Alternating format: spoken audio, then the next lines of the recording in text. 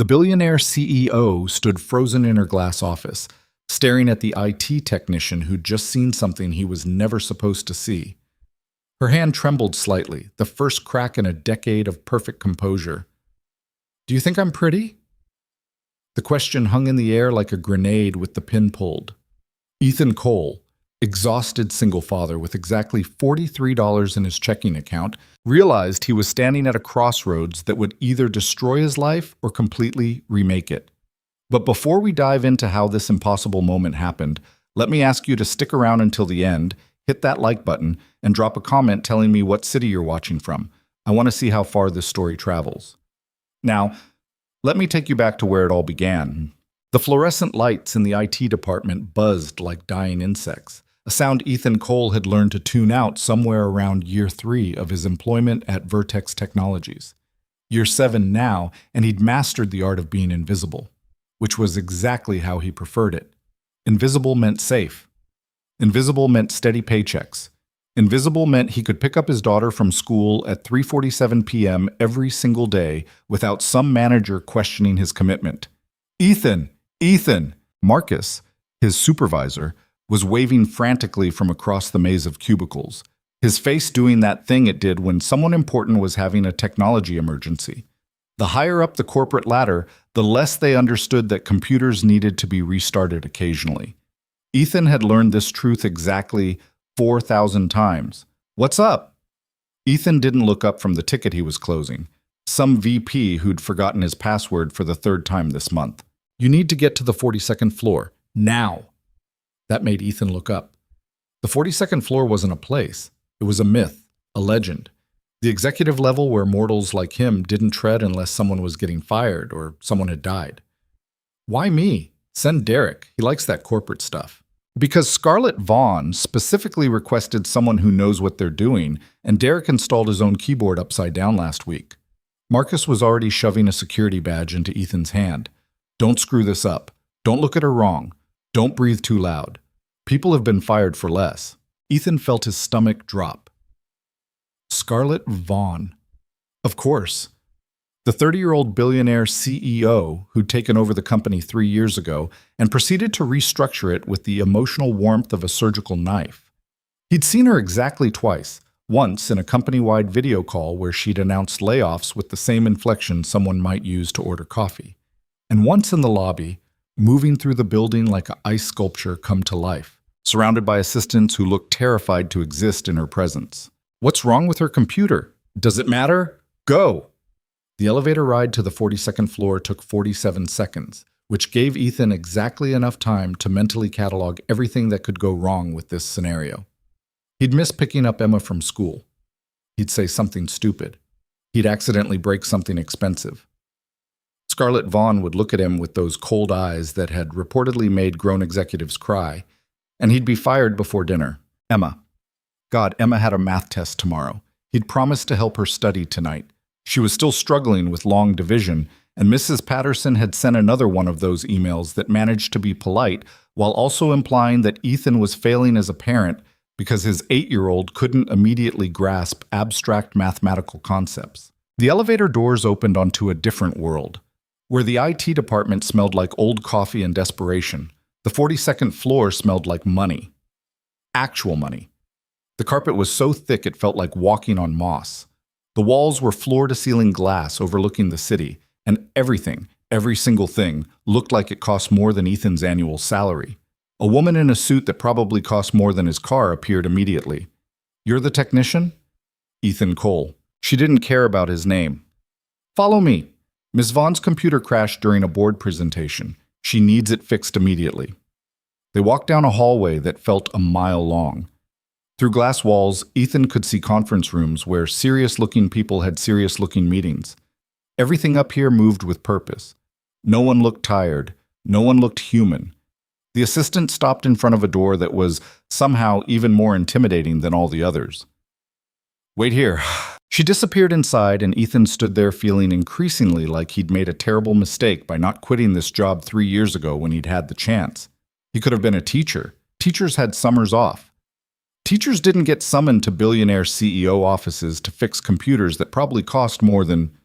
The door opened. The assistant gestured him inside without a word. Scarlett Vaughn's office was enormous. That was his first thought. His second thought was that it was empty. She wasn't there. His third thought was that the computer on her desk was still running, which meant the problem was probably software, not hardware, which meant he could fix it quickly and get out of here and, "You're the technician." Ethan jumped. Actually jumped, like a teenager caught sneaking in after curfew. She'd come from somewhere, a side door he hadn't noticed. And now she was standing there, and Ethan was suddenly acutely aware that every single thing people said about Scarlett Vaughn was completely true and also somehow inadequate. She was beautiful in the way that expensive things were beautiful, perfect and untouchable and somehow threatening. Her suit probably cost more than his rent.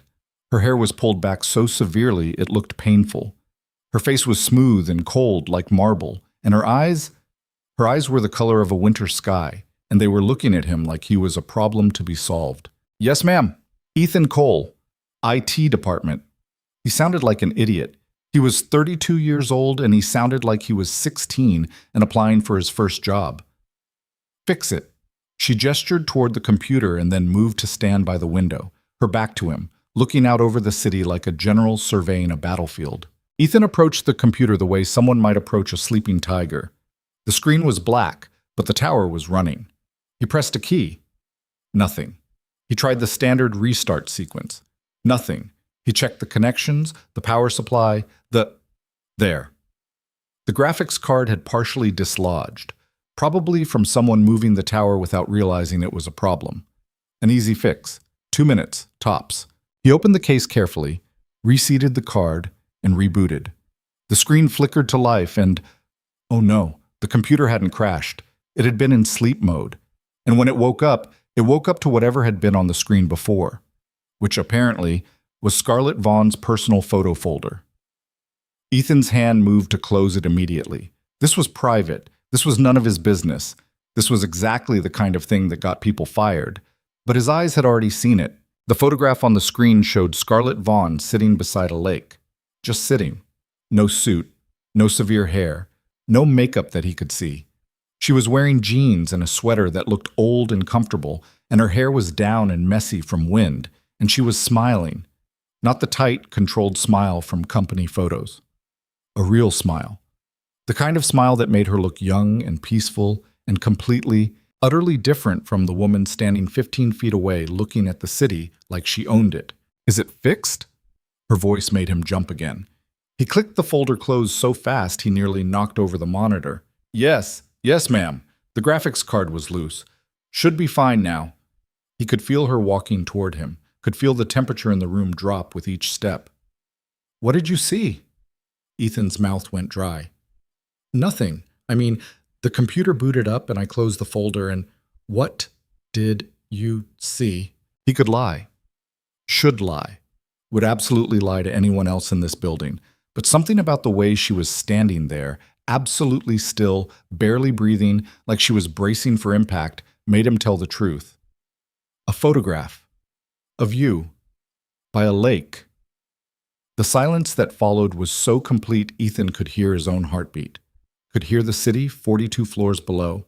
Could hear his career ending in real time. Scarlett moved to her desk slowly, like she was wounded. She sat down in her chair. The first time Ethan had seen her sit, and even that looked uncomfortable, like she was forcing herself into a position her body didn't quite remember. "What did you think?" Her voice was quieter now, different. "When you saw it, this was a trap, had to be." Ethan had worked in corporate America long enough to know that executives didn't ask real questions. They asked questions designed to reveal what they'd already decided about you. But something in her face, something about the way she was looking at him, really looking at him, for the first time since he'd entered the room, made him abandon the safe answer. "I thought you looked different." "Different how?" "Less like..." He gestured vaguely at the office, at her, at everything. "This. More like a person who was trying to breathe." The words came out before he could stop them, and Ethan immediately wanted to crawl under the desk and die. You didn't say things like that to billionaire CEOs. You didn't imply that their carefully constructed image was suffocating them. You didn't... "Do you think I'm pretty?" Ethan stared at her. The question was so unexpected, so completely out of nowhere that his brain simply stopped working. What? It's a simple question. Scarlett was still sitting perfectly still, her hands folded on the desk in front of her. Do you think I'm pretty? I don't understand what you're asking me. Yes, you do. She was right. He did. But this was wrong. This was his boss's boss's boss's boss, and she was asking him a question that felt loaded with 1,000 different landmines, and he had to pick up Emma in 47 minutes, and in the photo, Ethan said carefully, you looked happy. That made you look pretty. Right now, you look like you're about to fire me. That makes you look terrifying. He waited for the axe to fall, waited for security to be called, waited for his life to implode. Instead, Scarlett Vaughn did something he'd never seen her do in any company photo or video or appearance. She laughed. Not a polite laugh, not a corporate laugh. A real laugh that sounded rusty, like she hadn't used it in years and had forgotten how. Terrifying, she repeated. That's honest, at least. She stood up, walked back to the window, and for a long moment said nothing. Ethan stood there, toolbox in hand, trying to figure out if he should leave or stay or apologize or... How long have you worked here? She asked. 7 years? Are you good at your job? I haven't been fired yet. Another laugh, shorter this time. That's not what I asked. Yes, I'm good at my job. Why? The question caught him off guard. Why what? Why are you good at it? Most people in this building do the minimum required to not get fired. You could probably do that too. Why don't you? Ethan shifted his weight, uncomfortable with the conversation, but unable to find a polite way to end it. I have a daughter. She depends on me. Being good at my job means I can depend on my paycheck. How old? 8. What's her name? Emma. Scarlett turned from the window to look at him directly. Tell me about her. I don't... Why do you want to know about my daughter? Because I'm asking. It wasn't a good answer, but it was the only one she gave him. Ethan glanced at his watch. He had 39 minutes. She's 8. She's smart. She's bad at math, but good at stories. She wants to be a veterinarian because she thinks she can save every animal in the world. He felt himself softening the way he always did when he talked about Emma. She's the best thing I've ever done with my life. Is her mother in the picture? No. Why not? Because she left when Emma was 2. The words came out harder than he intended. Said she wasn't ready to be a mother, hasn't called since. Scarlett was quiet for a moment. When she spoke again, her voice had changed again, softer, more careful. That must be difficult. We manage. Do you? The question was too knowing, too precise. Ethan felt himself getting defensive. Is there something else you need fixed, Ms. Vaughn? Because I have to leave in 35 minutes to pick up my daughter from school. You pick her up every day? Every day. And then what? And then we go home. She does homework. I make dinner. We watch something together. She goes to bed. I make her lunch for tomorrow. I do it again. That sounds exhausting.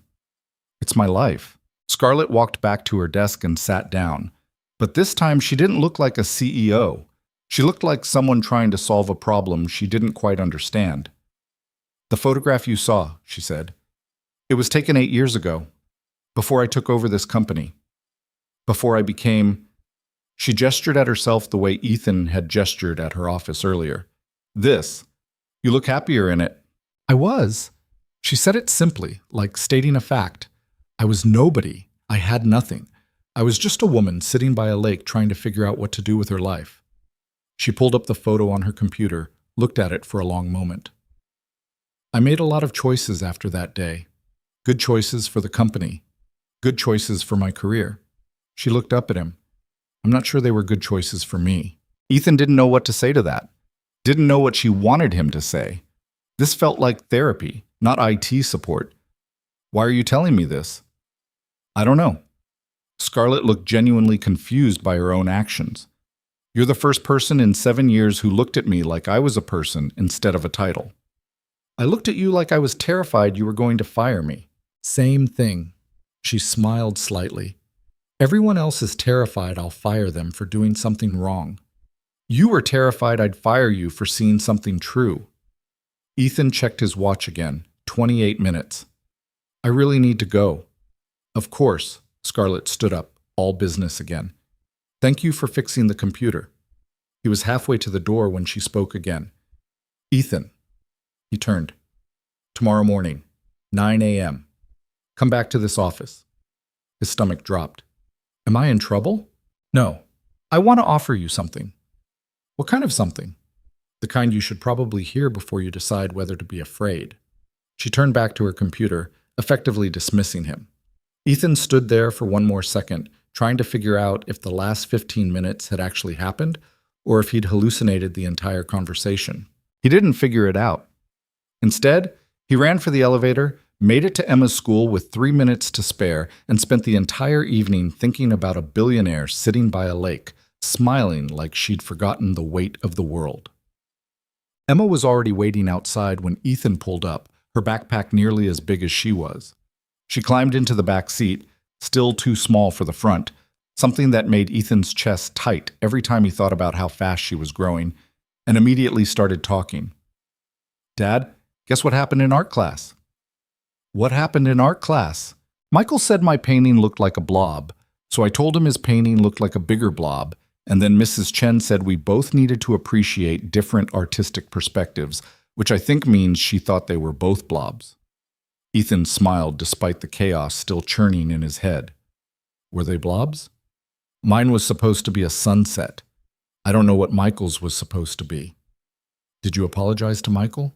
Emma sighed the way only an 8-year-old being asked to be reasonable could sigh. Yes, he apologized too. Then we traded snacks at lunch, so we're fine now. That's very mature of you. I know. Can we have pizza for dinner? We had pizza 3 days ago. That was 1,000,000 years ago in kid time. We're having chicken and vegetables. That's child abuse. Emma, I'm kidding, mostly. They drove home, a 20-minute trip through traffic that Ethan had memorized down to which lights were likely to be red, and fell into their evening routine. Emma did homework at the kitchen table while Ethan cooked. She complained about long division. He explained it 3 different ways. She understood it for about 30 seconds before forgetting again. They ate dinner. They watched half an episode of a nature documentary about dolphins.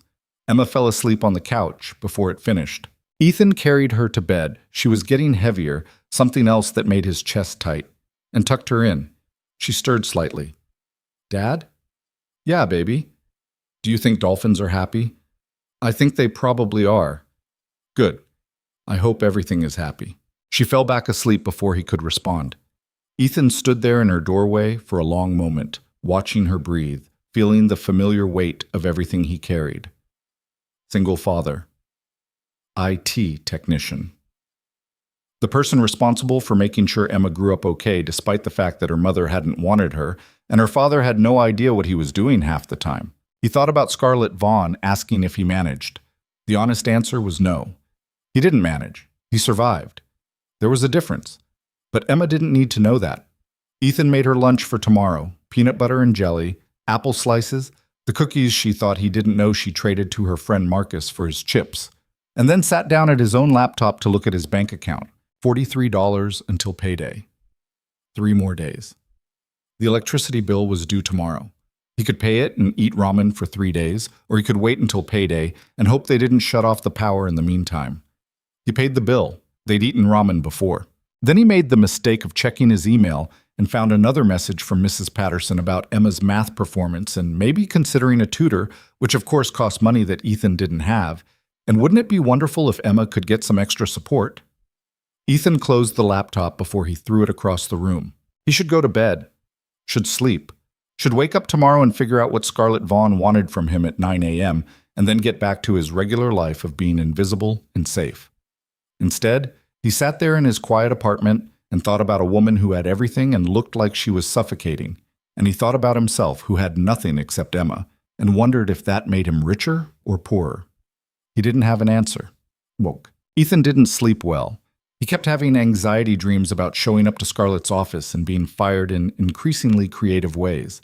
In one dream, she fired him via skywriting.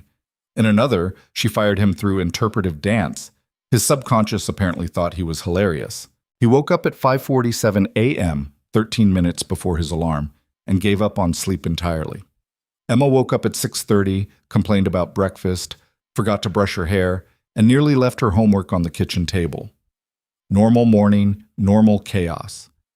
Ethan dropped her off at school at 7:52 a.m., which gave him exactly 68 minutes to get to the office, mentally prepare for whatever was about to happen, and try not to throw up from nerves. He made it with 12 minutes to spare. Spent those 12 minutes in the bathroom, staring at himself in the mirror and trying to figure out what a billionaire CEO could possibly want to offer him that wouldn't end with him being fired or arrested or both. At 8:59 a.m., he took the elevator to the 42nd floor. The same assistant from yesterday met him with the same expression of vague disdain.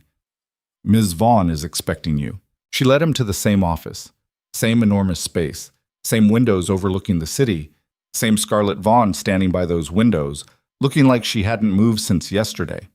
Except today, she looked tired. Not physically tired, emotionally tired. Like she'd been up all night having the same kind of anxiety dreams Ethan had, except hers probably involved hostile takeovers and stock prices.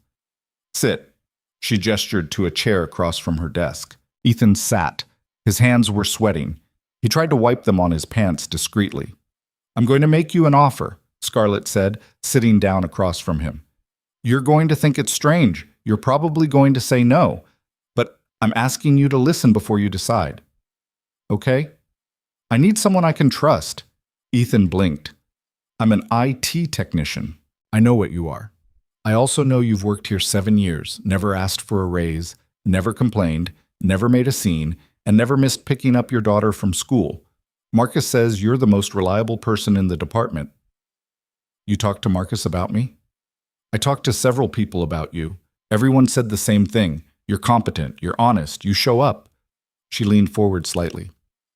"Do you know how rare that is?" "I thought that was just basic employment." "It should be. It isn't." Scarlett pulled a folder from her desk and slid it across to him. "This company is about to enter a critical phase. We're developing new technology that could change our entire market position. I need people I can trust in the room when we're making decisions about that technology." Ethan opened the folder. Inside were documents he didn't understand, full of technical jargon and financial projections and, "Is this a promotion?" "It's a position, senior technology consultant. You'd work directly with me and the executive team.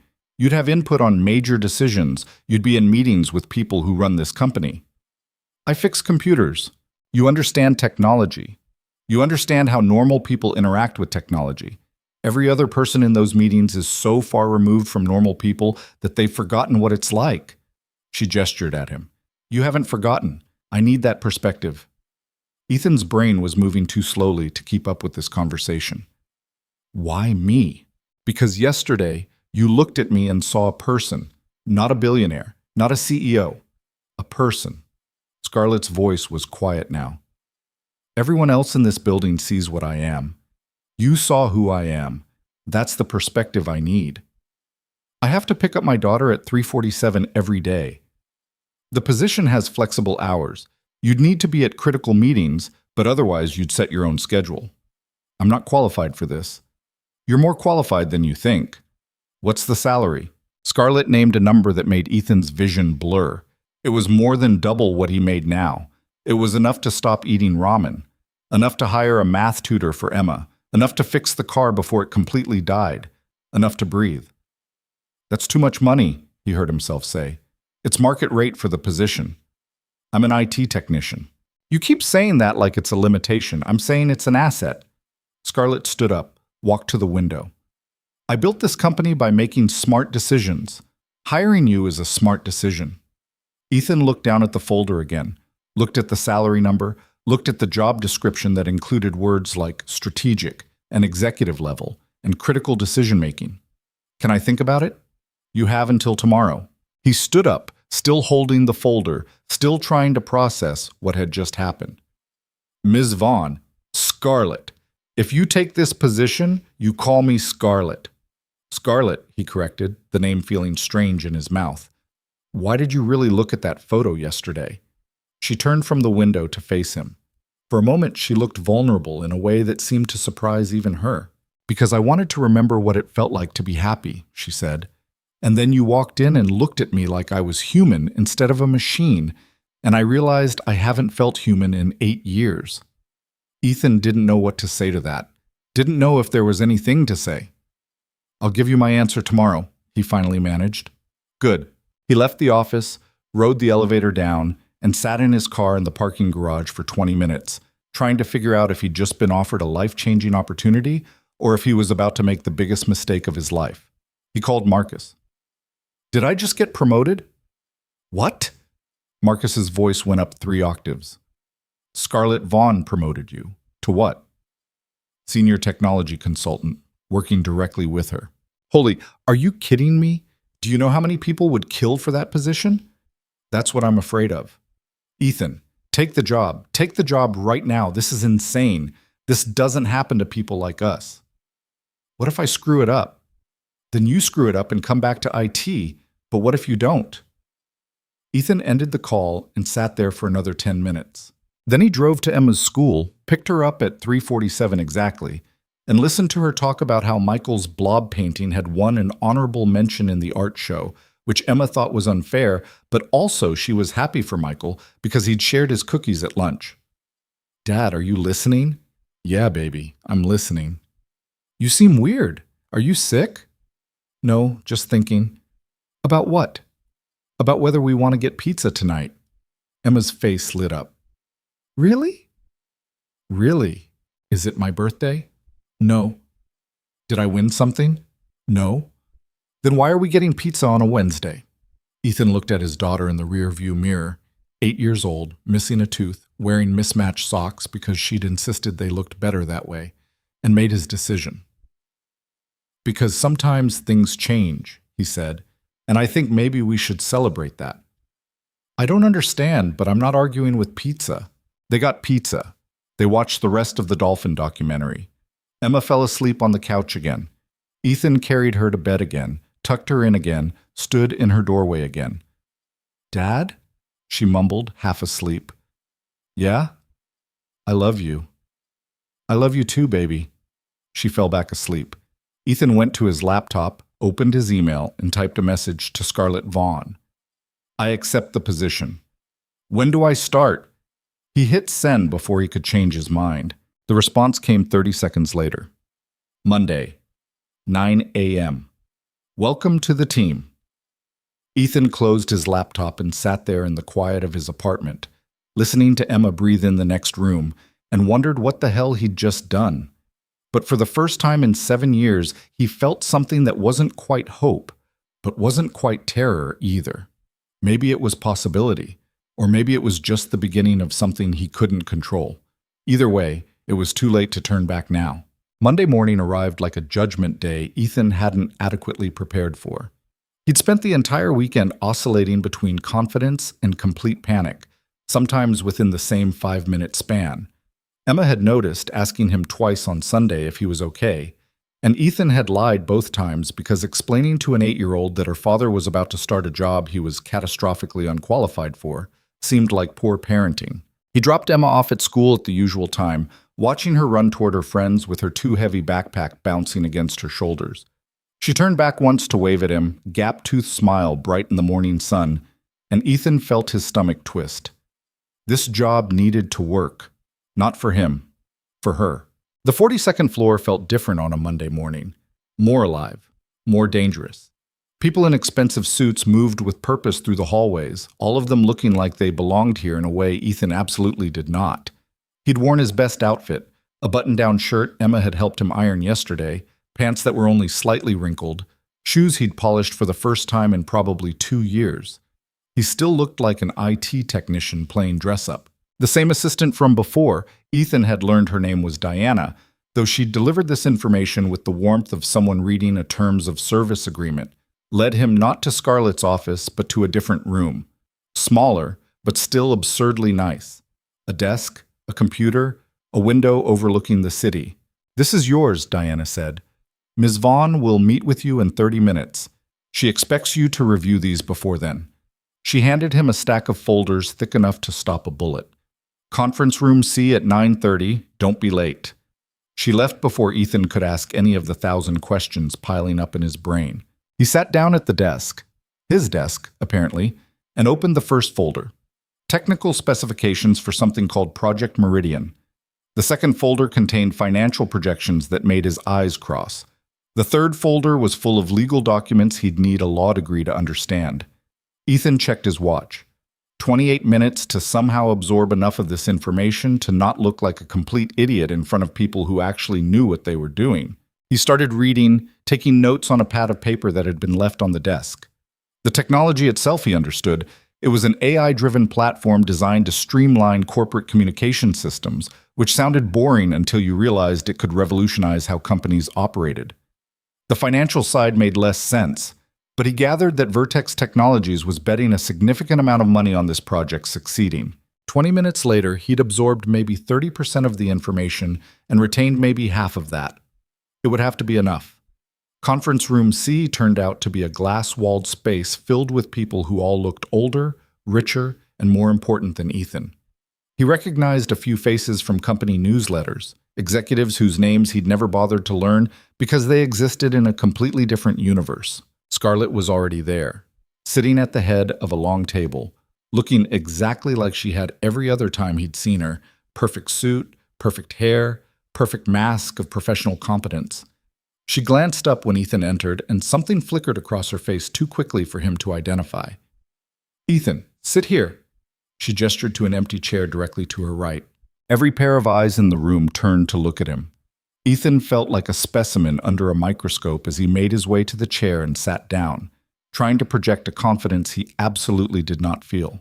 "Everyone, this is Ethan Cole, our new senior technology consultant.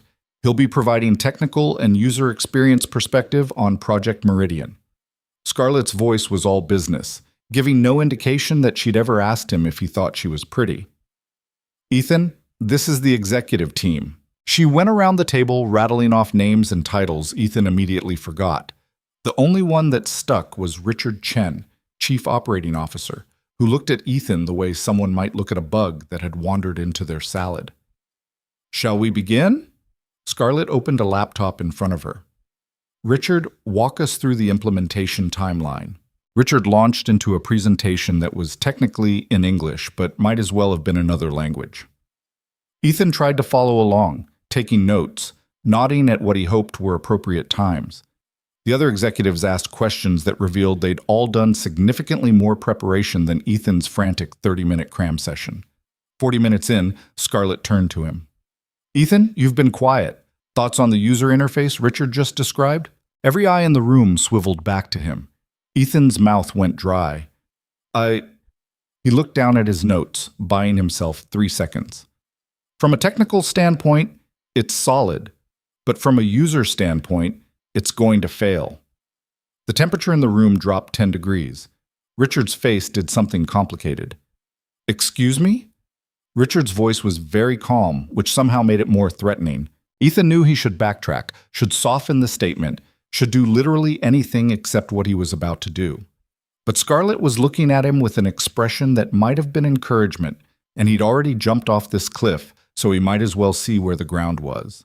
"The interface assumes users are tech-savvy. Most employees aren't. You're going to spend 6 months developing this, roll it out, and then watch people ignore it because it's too complicated." He pulled up one of the documents on his laptop, turned it so the room could see. "Look at this navigation structure. 7 clicks to do something that should take 2. People won't use it."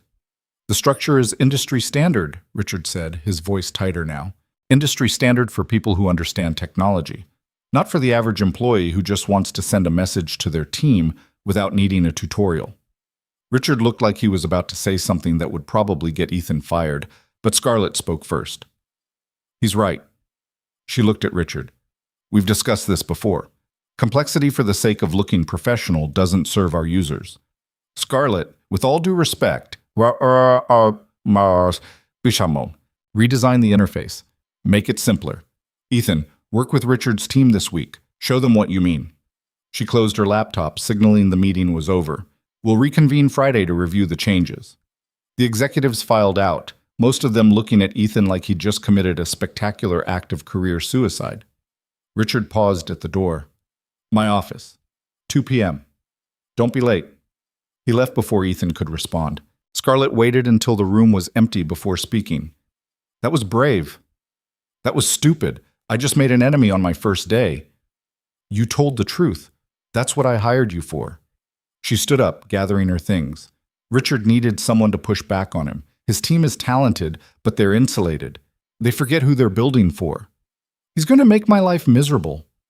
Probably. Can you handle it? Ethan thought about Emma, about the salary that was now going into his bank account, about the electricity bill he wouldn't have to worry about paying. I don't have a choice. Yes, you do. You could quit right now. Scarlett looked at him directly. But you won't. Why are you so sure? Because you have a daughter who depends on you, and you don't give up on things that matter. She walked toward the door, then paused. Lunch? 12:30? My office. We need to talk about strategy. She left before Ethan could point out that he had no idea what strategy meant in this context. He spent the next 3 hours at his new desk, trying to figure out what exactly he was supposed to be doing.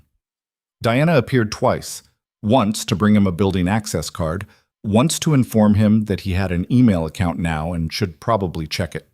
Ethan opened his email to find 63 messages, most of them company-wide announcements, a few from Richard's team with subject lines that looked ominous. At 12:30, he made his way back to Scarlett's office. She was on the phone when he arrived, gesturing for him to come in and sit. Ethan sat, trying not to eavesdrop and failing completely. I don't care if the board is concerned. Tell them I'm handling it. Scarlett's voice was ice. If they want to discuss it further, they can schedule a meeting. Until then, I expect their support. She ended the call without saying goodbye, set her phone down, and looked at Ethan like the previous conversation hadn't happened. Hungry? I brought a sandwich. Toskas. I ordered lunch. It'll be here in 10 minutes. She pulled out 2 bottles of water from a small fridge Ethan hadn't noticed, slid one across the desk to him. How are you doing? Terrified. Pretty sure Richard wants me dead. Not sure what I'm supposed to be doing with the rest of my day. Honest. Good. Scarlett opened her water, took a drink. Richard doesn't want you dead.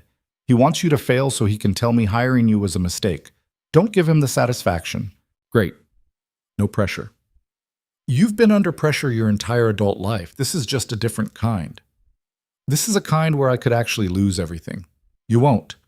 She said it with complete certainty, like she was stating a fact rather than an opinion. How do you know? Because I'm good at reading people, and I read you correctly. She leaned back in her chair, and for just a moment, she looked less like a CEO and more like a person. You want to know why I really hired you? Because I'm devastatingly charming? A slight smile. Because when you looked at that photograph, you didn't see Scarlett Vaughn, billionaire CEO. You saw a woman sitting by a lake who looked peaceful. And when you talked to me, you talked to that woman, not the title. She paused. No one's done that in 8 years. That sounds lonely. It is. She said it simply, without self-pity. But loneliness is the price of success. Everyone knows that. Do they? You sound skeptical.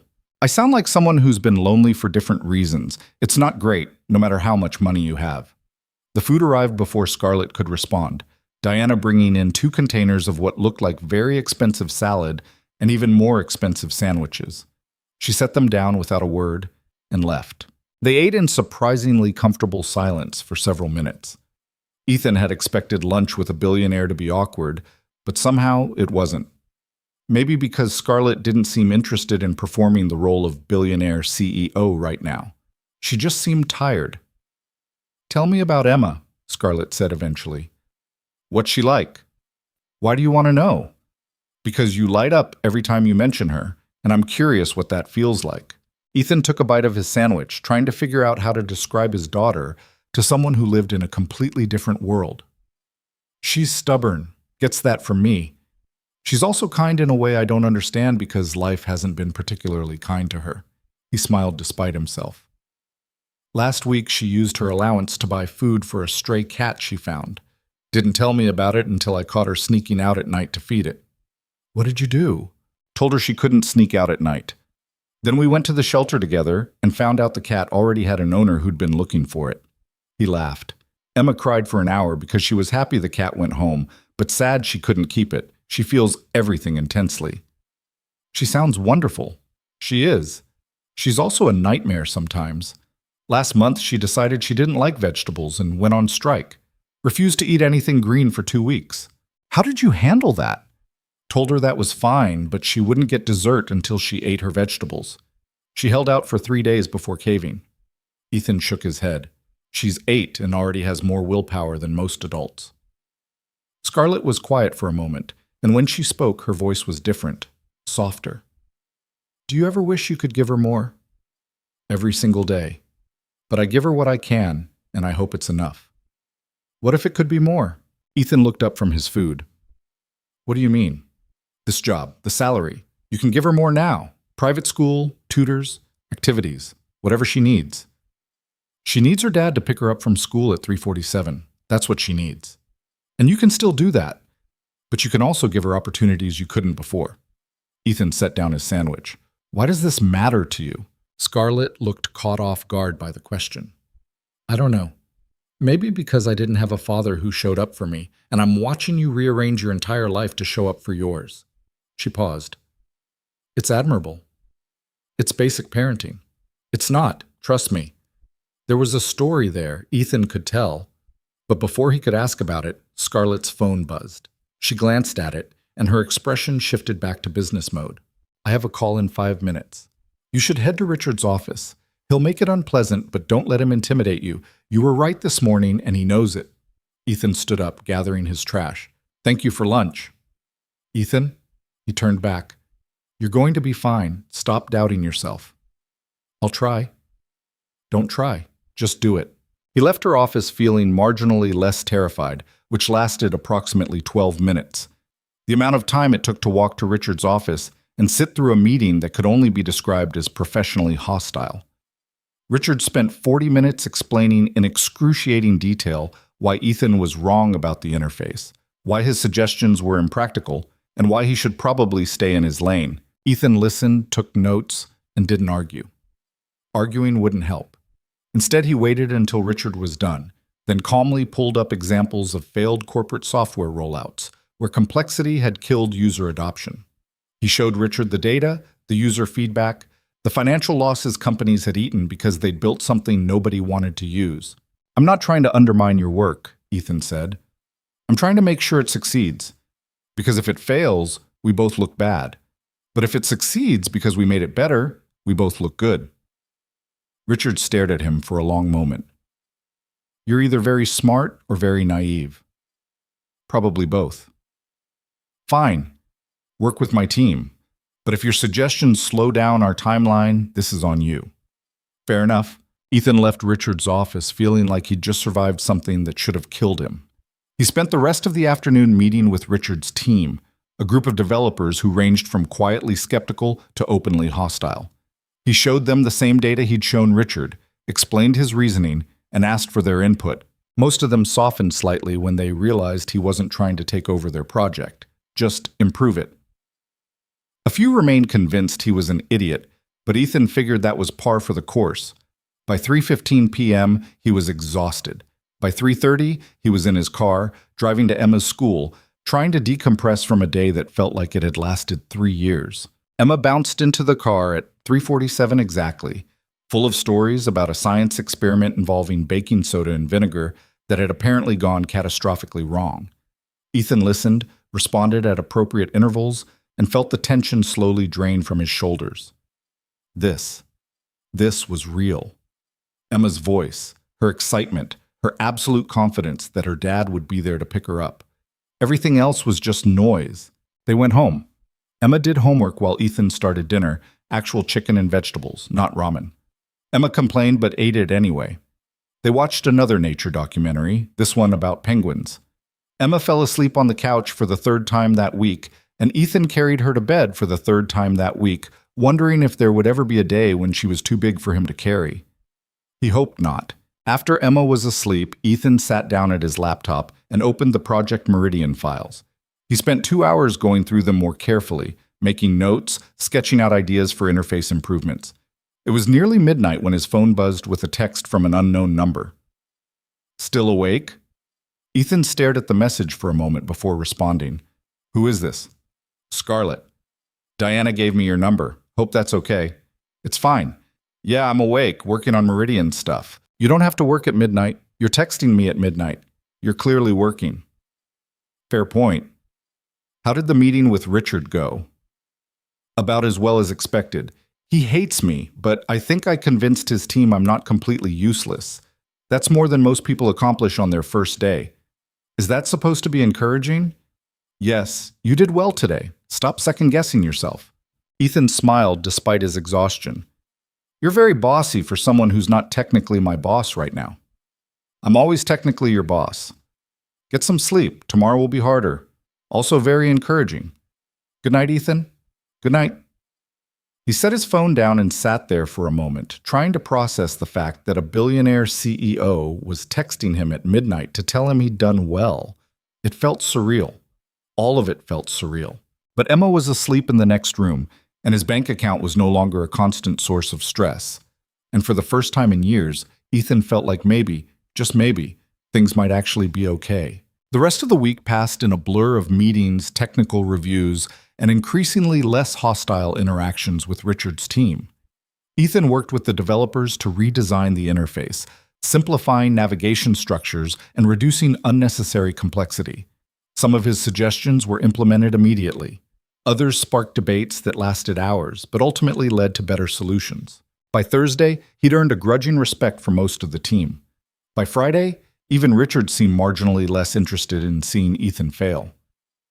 The Friday meeting was tense but productive.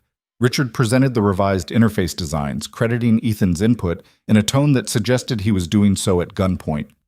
Scarlett listened, asked pointed questions, and ultimately approved moving forward with the changes. After the meeting, as everyone filed out, Scarlett caught Ethan's eye and tilted her head slightly toward her office.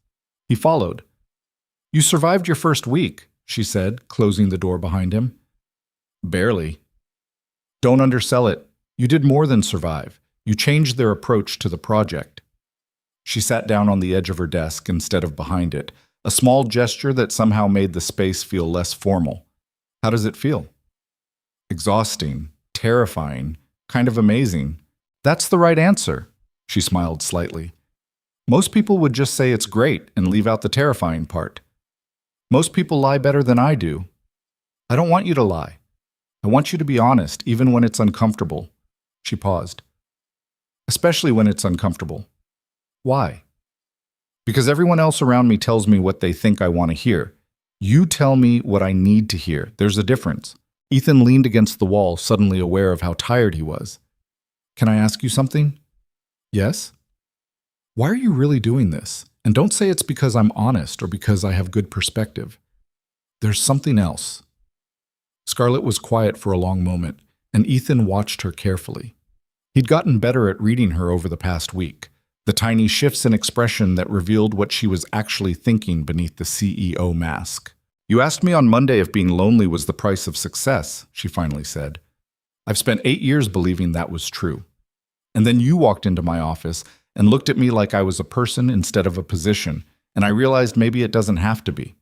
She looked up at him. "I'm not good at this. At being vulnerable. At trusting people. But I'm trying." "Why me, though? You could trust anyone." "No, I couldn't.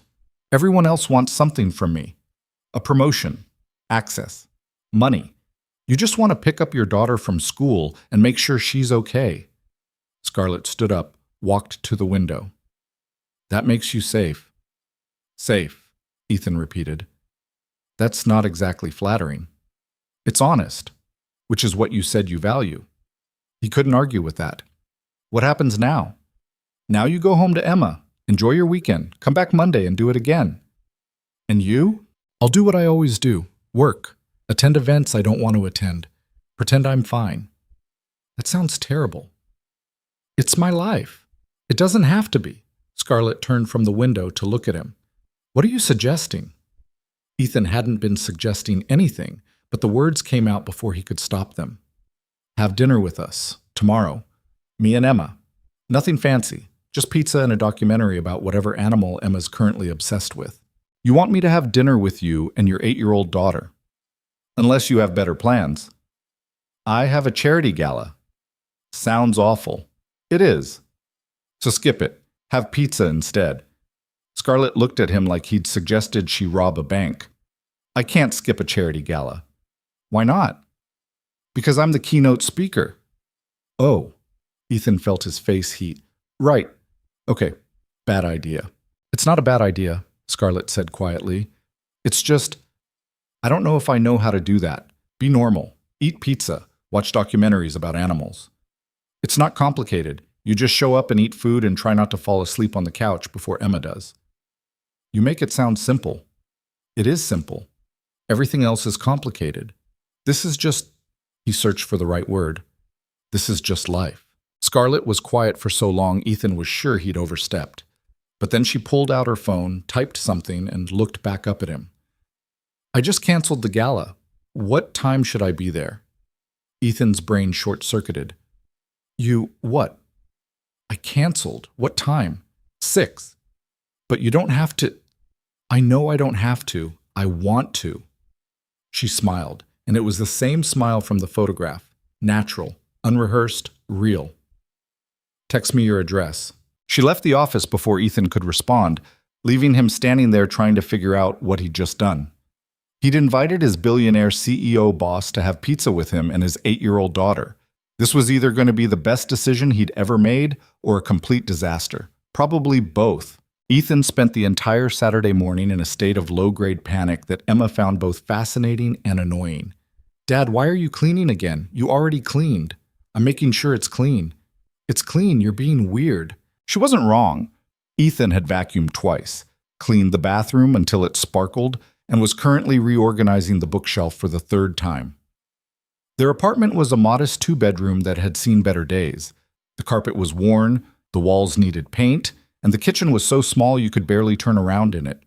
But it was home, and Ethan had spent the past year making it as comfortable as possible on a budget that didn't allow for comfort. Now a billionaire was coming to dinner, and Ethan was acutely aware of every crack in the ceiling, every stain on the couch, every sign that he and Emma lived paycheck to paycheck. Are you going to tell me who's coming over, or is it a surprise? Emma was sitting at the kitchen table, coloring something that looked like a dragon eating a pizza. A friend from work. You don't have friends at work. You complain about work people all the time. I have one friend now. Is it a girl? Ethan paused mid-vacuum. Why would you ask that? Because you're being super weird, and you only get super weird when it's important stuff. Emma didn't look up from her drawing. Also, you shaved, and you never shave on Saturdays. You're 8. You're not supposed to be this observant. I'm 8.5, and you didn't answer my question. Ethan turned off the vacuum and sat down across from her. Yes, it's a girl, a woman. She's my boss. Emma's eyes went wide. You invited your boss to our apartment? She asked what we were doing, and I mentioned pizza, and she said she'd never just had pizza and watched documentaries, and I felt bad for her. So you felt bad for your boss and invited her to dinner? When you say it like that, it sounds weird. It is weird, Dad. I know. Emma went back to her dragon pizza drawing, quiet for a moment. Then, without looking up, is she nice? I think so. She's complicated. What does that mean?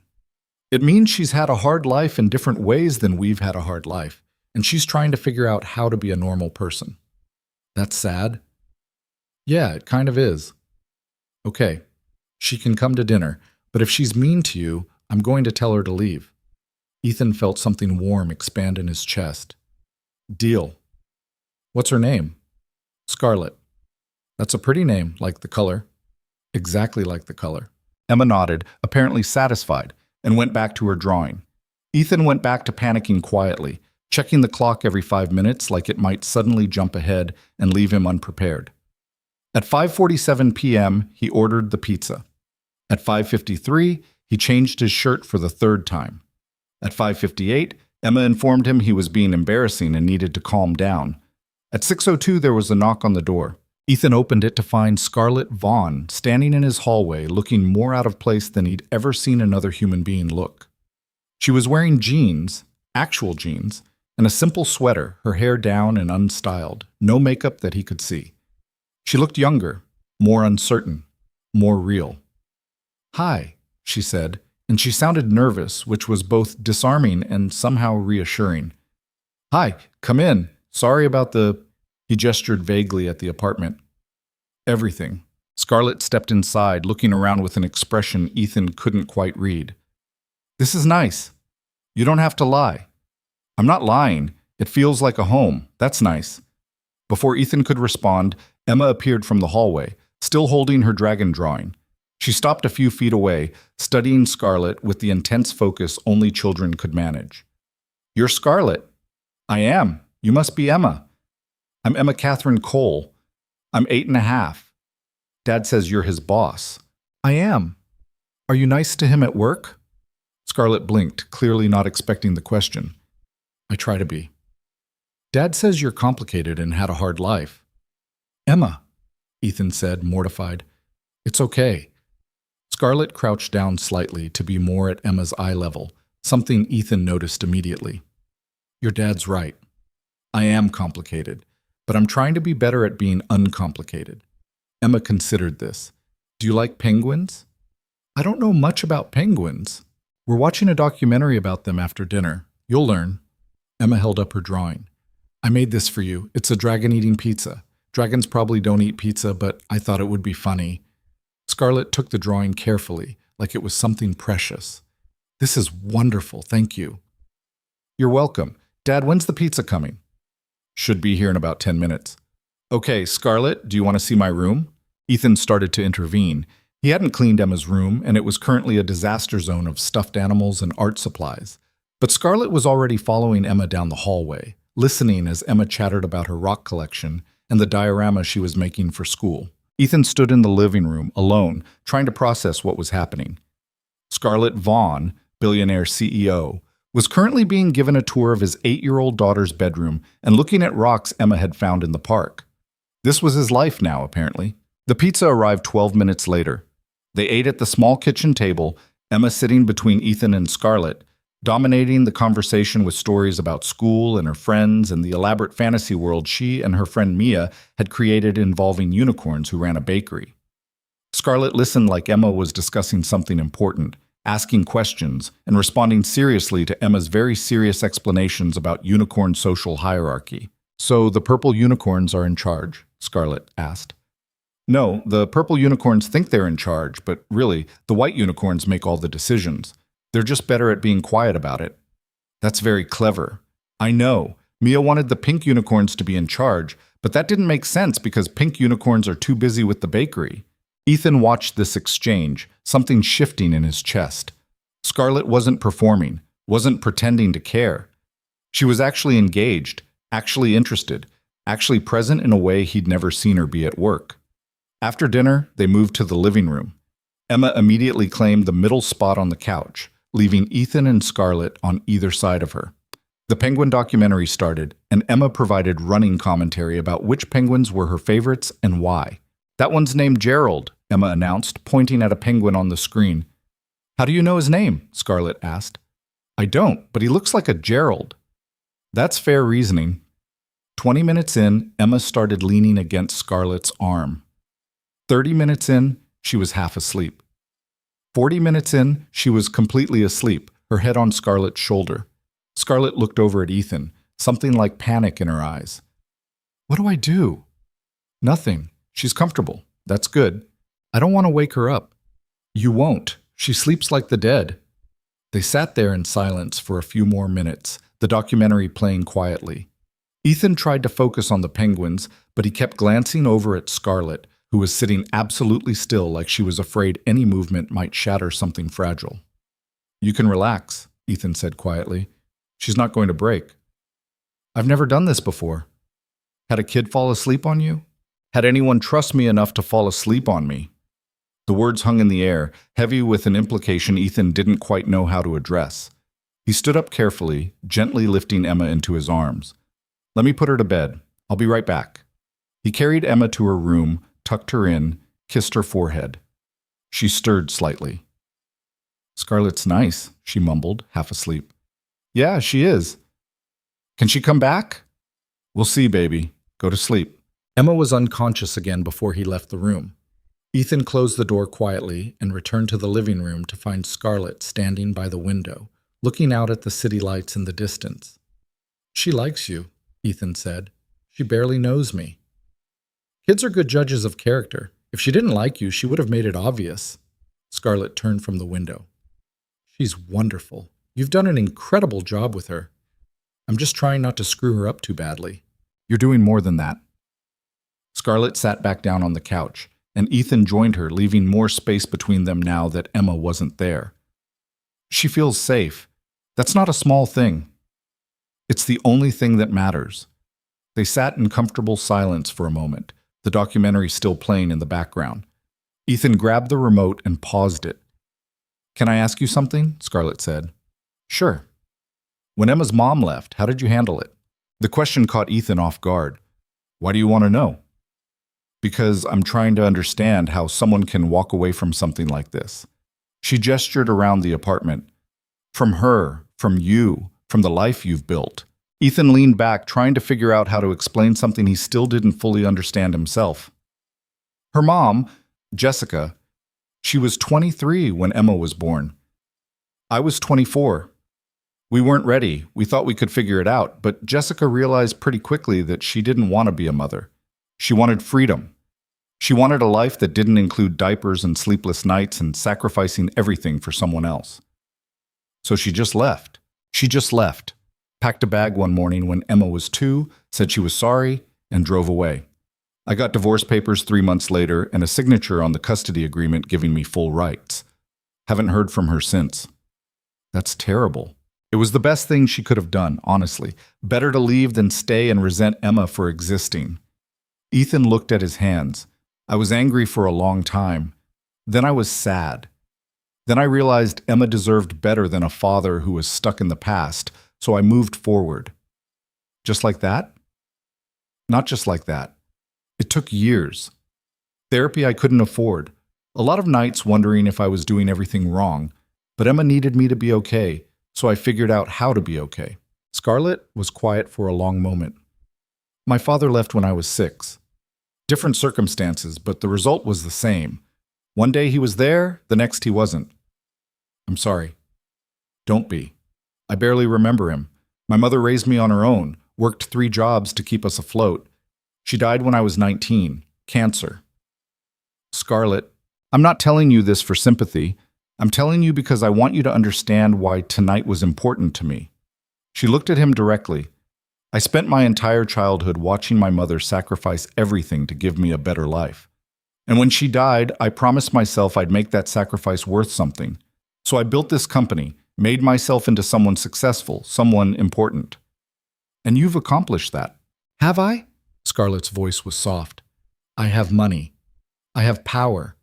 I have a company worth billions, but I don't have what you have. I don't have someone who draws me pictures of dragons eating pizza. I don't have someone who falls asleep on my shoulder because they feel safe. You could have that. Could I?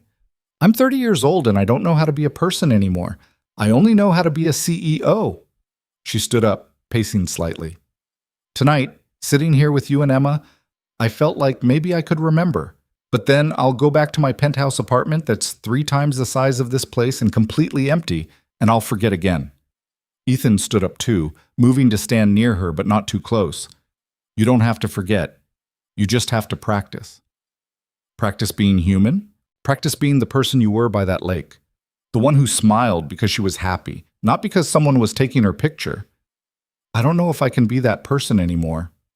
You were her tonight, with Emma, with the unicorn bakery conversation. That was real. Scarlett looked at him, and Ethan saw something in her expression that made his breath catch. Vulnerability, hope, fear, all of it tangled together into something that looked painful. I canceled a charity gala to eat pizza with you, she said. Do you know how insane that is? I've never canceled anything. I've given speeches with food poisoning.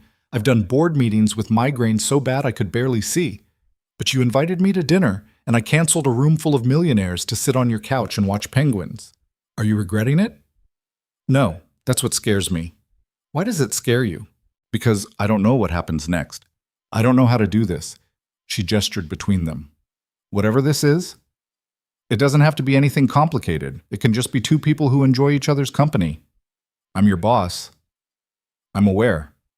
This is inappropriate. Probably. I could ruin your career. You could. Are you planning to? No. Then stop catastrophizing and just be here. Scarlett laughed, a short, startled sound. You're very direct. I learned it from someone who asked me if I thought she was pretty. I can't believe I asked you that. I can't believe I answered honestly. They stood there, the space between them feeling charged with something Ethan didn't want to name yet, because naming it would make it real, and real meant it could hurt them both. I should go, Scarlett said, not moving. Okay. It's late. It is. Emma's asleep. She is. You need to tell me to leave, or I won't. Ethan felt his heart rate pick up. Why would I tell you to leave? Because this is dangerous for both of us. Maybe. Or maybe it's just dinner and documentaries. It's not just dinner and documentaries, and you know it. She was right. He did know it. Had known it since she'd sat down at his kitchen table and listened to Emma talk about unicorns like it was the most important conversation she'd ever had. Had known it since she'd looked at him in her office and admitted she was lonely. What do you want to happen here? Ethan asked quietly. I don't know. What do you want? Honestly, I want you to come back next Saturday, and the Saturday after that. I want Emma to keep drawing you pictures. I want to watch you remember how to be happy. That's a lot of wanting. You asked. Scarlett moved closer, just a step, but it felt significant. I'm not good at this, at letting people in, at trusting that they won't leave. I'm not good at it either, but I'm trying. What if I mess this up? What if you don't? She smiled then, small but genuine. You're very optimistic for someone whose life has been objectively difficult. I have a daughter who thinks dragons eat pizza. Optimism is a survival skill. Scarlett reached out, hesitated, then gently touched his arm. It was a small gesture, barely anything, but it felt electric. Thank you, for tonight, for Emma, for not treating me like I'm made of glass or money. You're welcome. Same time next week? Same time next week. She left a few minutes later, and Ethan stood in his doorway, watching her walk down the hallway toward the elevator. She looked back once, smiled, and then disappeared around the corner. Ethan closed the door and leaned against it, trying to process what had just happened. A billionaire CEO had just spent the evening on his couch, fallen asleep on by his daughter, and made plans to come back. This was either the beginning of something extraordinary or the beginning of a disaster, possibly both. He checked on Emma one more time, still asleep, curled around her favorite stuffed elephant, and then collapsed onto the couch, exhausted and wired at the same time. His phone buzzed. A text from Scarlett. Thank you. I haven't felt that peaceful in years. Ethan typed back, You're welcome. Emma already asked if you can come back. What did you tell her? That we'd see. But I think we both know the answer. Same time next week? Same time next week. Ethan set his phone down and stared at the ceiling, a smile creeping across his face despite his best efforts to stay rational about the situation. He was in trouble. The kind of trouble that started with good intentions and ended with someone getting hurt. But for the first time in years, he didn't care. The following week at work took on a different rhythm. Ethan threw himself into Project Meridian with renewed energy, working closely with Richard's team to refine the interface. The hostility had faded into grudging respect, and by Wednesday, Richard had actually complimented one of Ethan's suggestions without looking like it physically pained him. But the real change was in his interactions with Scarlett. They texted throughout the week, nothing inappropriate, just casual conversations about work, about Emma, about whatever documentary they were planning to watch on Saturday. During meetings, they maintained complete professionalism, but Ethan caught her looking at him sometimes with an expression that made his stomach flip. On Thursday, she called him into her office ostensibly to discuss a technical issue with the project. They spent the first 10 minutes talking about work and the next 40 minutes talking about everything else. Emma asked me if you were my girlfriend, Ethan said, immediately regretting the admission. Scarlett's eyes widened. What did you tell her? I told her you were my friend, which is true. Is it? Isn't it? Scarlett was quiet for a moment. I don't have friends. I have employees, business associates, and people who want something from me. What about me? You're different. How? Because you saw that photograph and looked at me like I was human, and then you invited me to your home and let your daughter fall asleep on my shoulder, and you didn't want anything from me except my company. That's what friendship is. I don't know how to do friendship. You're doing fine. Am I? Because it feels like I'm doing something else entirely, and I don't know if that's okay. Ethan's heart was pounding. What does it feel like you're doing? Scarlett stood up from her desk, moved to the window, her usual retreat when conversations got difficult. It feels like I'm falling for someone I shouldn't be falling for. The words hung in the air between them, dangerous and honest and terrifying. Scarlett! I know all the reasons this is a bad idea.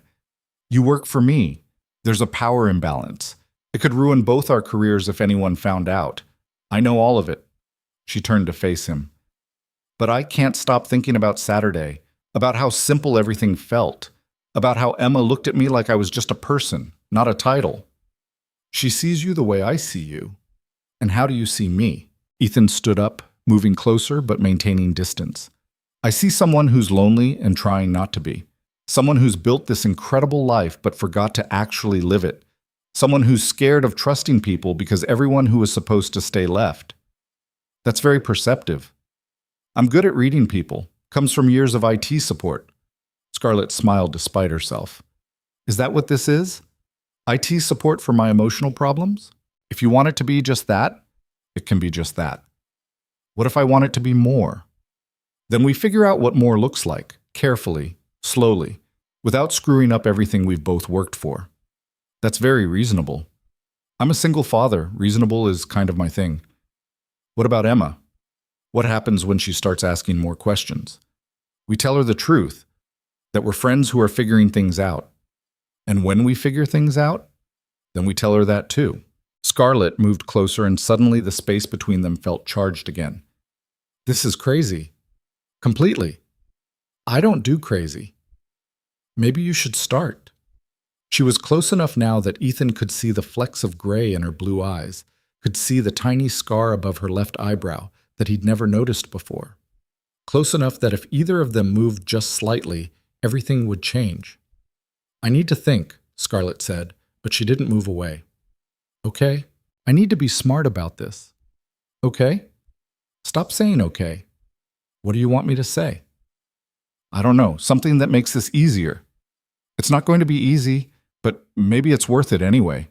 Scarlett took a shaky breath, stepped back, putting professional distance between them again. Saturday. We should talk then.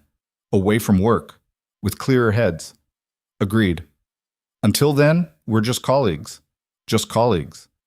I mean it, Ethan. I know you do.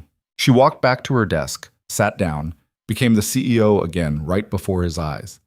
You can go. I have calls. Ethan left, his head spinning, his heart racing, every logical part of his brain screaming that this was a terrible idea, while every other part whispered that maybe, just maybe, it was the best idea he'd had in years. Saturday arrived with the weight of expectation. Emma was excited. Scarlett was coming back, and Emma had prepared an entire presentation about her rock collection that she insisted Scarlett needed to see. Ethan was nervous for entirely different reasons. Scarlett arrived at 6 exactly, wearing jeans again, carrying a bag that turned out to contain fancy ice cream for dessert and a book about penguins for Emma. You didn't have to bring anything, Ethan said. I wanted to. Scarlett looked at Emma. I heard you have rocks to show me. Emma's face lit up. So many rocks, come on! She dragged Scarlett down the hallway, and Ethan was left alone in the living room trying to calm his racing thoughts. They ate pizza. They watched a documentary about otters this time. Emma fell asleep on the couch again, this time sprawled across both of them, and after Ethan carried her to bed, he returned to find Scarlett standing in the kitchen, looking nervous. We should talk, she said. We should. They sat at the kitchen table, the same place they'd sat last week, but everything felt different now. I've been thinking about what we discussed, Scarlett started. About what this is, what it could be. And I'm terrified. I'm your boss. I have power over your career. If this goes wrong, you could lose everything. I know. That doesn't scare you? It terrifies me. But Emma asked me this week if you made me happy, and I realized you do. And I haven't been happy in a long time, so I'm willing to be terrified if it means keeping that. Scarlett's eyes were bright. She asked if I made you happy? She's very observant. What else did she say? She said you looked at me different than other people look at me. Said you looked at me like I was important. You are important. So are you. Not because you're a CEO, because you're you. Scarlett reached across the table, took his hand. It was the first real physical contact they'd had, and it felt significant. I don't know how to do this. I don't know how to be in a relationship. I've spent 10 years focused on work to the exclusion of everything else. We'll figure it out together. What if I'm terrible at it? Then you'll be terrible at it, and we'll deal with that too. You're very patient. I'm a single father to an 8-year-old.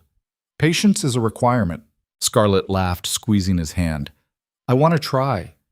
I want to try being with you, being part of this, being something other than alone. Okay. But we have to be careful. At work, we're professional. No one can know yet. Agreed. And we take this slowly, for Emma's sake. Agreed. And if at any point this starts affecting your career or Emma's well-being, we stop. Also agreed. Scarlett studied him. You're agreeing to a lot of rules. They're good rules. They protect all of us. You're sure about this? Are you? No, but I'm doing it anyway. Ethan smiled. That's the spirit. They sat there, hands still linked across the table, and Ethan felt something settle in his chest. This was happening. They were doing this. It was risky and complicated and potentially catastrophic, but it was happening. What now? Scarlett asked. Now we finish watching the Otter documentary, and you tell me about the charity gala you skipped last week. It was boring. I didn't miss anything. Did people ask where you were? Probably. I don't care. Very rebellious of you. I'm learning from the best. They moved back to the couch, and this time when Scarlett sat down, she sat close enough that their shoulders touched. It was a small thing, barely anything, but it felt enormous. The documentary played. They talked quietly about nothing important, and somewhere around minute 37, Scarlett's head drifted to Ethan's shoulder, and she fell asleep there, peaceful in a way he suspected she rarely was. Ethan sat very still, afraid to move, afraid to breathe too loud, afraid to do anything that might wake her up and shatter this fragile, perfect moment. This was dangerous. This could ruin both of them. This was every bad idea wrapped up in good intentions and terrible timing. But Scarlett was asleep on his shoulder, trusting him enough to let her guard down completely. And Emma was asleep in the next room after asking if Scarlett made him happy. And Ethan realized he'd somehow stumbled into something that felt suspiciously like a future. A complicated, messy, terrifying future. But a future nonetheless. Scarlett woke up sometime after midnight, disoriented and confused about why she was on a couch instead of in her penthouse. It took her 3 seconds to remember where she was, and another 2 to realize her head was still on Ethan's shoulder and his arm was around her waist, and they'd both apparently fallen asleep during the documentary about otters. She sat up carefully, trying not to wake him, but Ethan stirred anyway, blinking slowly. What time is it? His voice was rough with sleep. Late. I should go. You fell asleep. I noticed. Scarlett ran a hand through her hair, suddenly self-conscious. I'm sorry, I didn't mean to. Don't apologize, you were tired. It happens. I don't fall asleep on people's couches. Well, you just did. Congratulations on being human. Scarlett stood up, smoothing her clothes, trying to reassemble the armor she wore everywhere except here. This is becoming a habit. What is? Falling asleep around you, letting my guard down. Being someone I'm not sure I recognize. Ethan stood too, stretching slightly. Maybe that's the point. Maybe you're becoming someone you should have been all along. That's very philosophical for someone who just woke up. I'm full of wisdom. It's my best quality. He walked her to the door, both of them moving quietly so they wouldn't wake Emma. Same time next week? I have a board meeting next Saturday. Skip it. I can't skip a board meeting, Ethan. Why not? You skipped a charity gala for pizza. A board meeting can't be that different. A board meeting is significantly different from a charity gala. But is it more important than otters? Scarlett tried to keep a straight face and failed. You're ridiculous. I'm persuasive. There's a difference. I'll see what I can do, but I can't make promises. That's not a no. It's not a yes either. Ethan opened the door for her and Scarlett paused in the doorway, turning back to look at him. He looked tired and rumpled and completely at ease in a way she envied. She wanted to kiss him. The thought appeared fully formed in her brain, surprising and terrifying in equal measure. "Thank you," she said instead. "For tonight, for not making this weird." "It is weird. We're just choosing to be okay with weird." "I'm not usually okay with weird." "I know. That's why this is growth." Scarlett laughed softly, shook her head, and left before she could do something stupid like actually kiss him. She made it to her car, drove back to her empty penthouse, and spent the next hour staring at the ceiling of her bedroom trying to figure out what she was doing. She was falling for an IT technician with a daughter and a modest apartment and a life that couldn't be more different from hers if he'd designed it that way on purpose. She was risking her professional reputation, her company's stability, and both their careers for Saturday nights on a worn couch watching documentaries. It was insane. It was also the happiest she'd been in 8 years. Her phone buzzed. A text from Ethan. "Made it home okay?" "Yes. Thanks for asking. Emma left you a note on the kitchen table. I'll bring it to work Monday." "What does it say?" "It says, 'Dear Scarlett, thank you for coming to dinner. You're my second favorite person. Dad is first, but you're close. Love, Emma.'" She drew a picture of us watching TV. "You have very triangular hair in it." Scarlett felt her throat tighten. "Tell her thank you. And that triangular hair is very fashionable." "Will do. Get some sleep. You too." She set her phone down and lay there in the dark, thinking about an 8-year-old who drew pictures of her with triangular hair, and a man who made her feel like being human wasn't a weakness. Monday at work was an exercise in professional restraint. Scarlett had 3 back-to-back meetings, 2 conference calls, and a crisis with one of their manufacturing partners that required her full attention. She saw Ethan exactly once passing in the hallway, and they exchanged the kind of polite nod that colleagues gave each other without any acknowledgement that she'd fallen asleep on his shoulder 48 hours ago. It was excruciating. By Wednesday, Scarlett was ready to crawl out of her skin. She'd gotten used to their text conversations, their casual check-ins, the small moments of connection throughout the day. Now they were back to being strictly professional, and she hated it. She called Ethan into her office at 2 p.m. under the pretense of discussing Project Meridian updates. He arrived looking tired but alert, carrying a folder full of reports she didn't actually need to see. "Close the door," Scarlett said. Ethan closed it, then turned to look at her with an expression that was carefully neutral. "What's up? How are you this calm?" "What do you mean?" "I mean, we spent Saturday night on your couch, and now we're pretending none of that happened, and you seem completely fine with it." Ethan set the folder down on her desk. "I'm not fine with it. But we agreed to keep work professional, so I'm keeping work professional." "It's driving me crazy." "Welcome to my world. I've been going crazy since the moment you asked me if I thought you were pretty."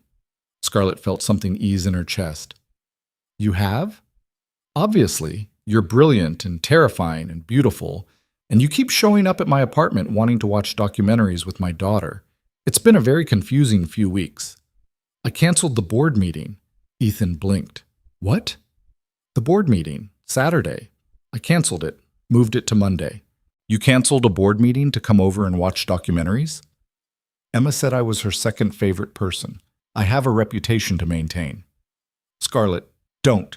Don't tell me it's too much or that I'm being reckless. I know I am, but I don't care." She stood up, moved around her desk to stand closer to him.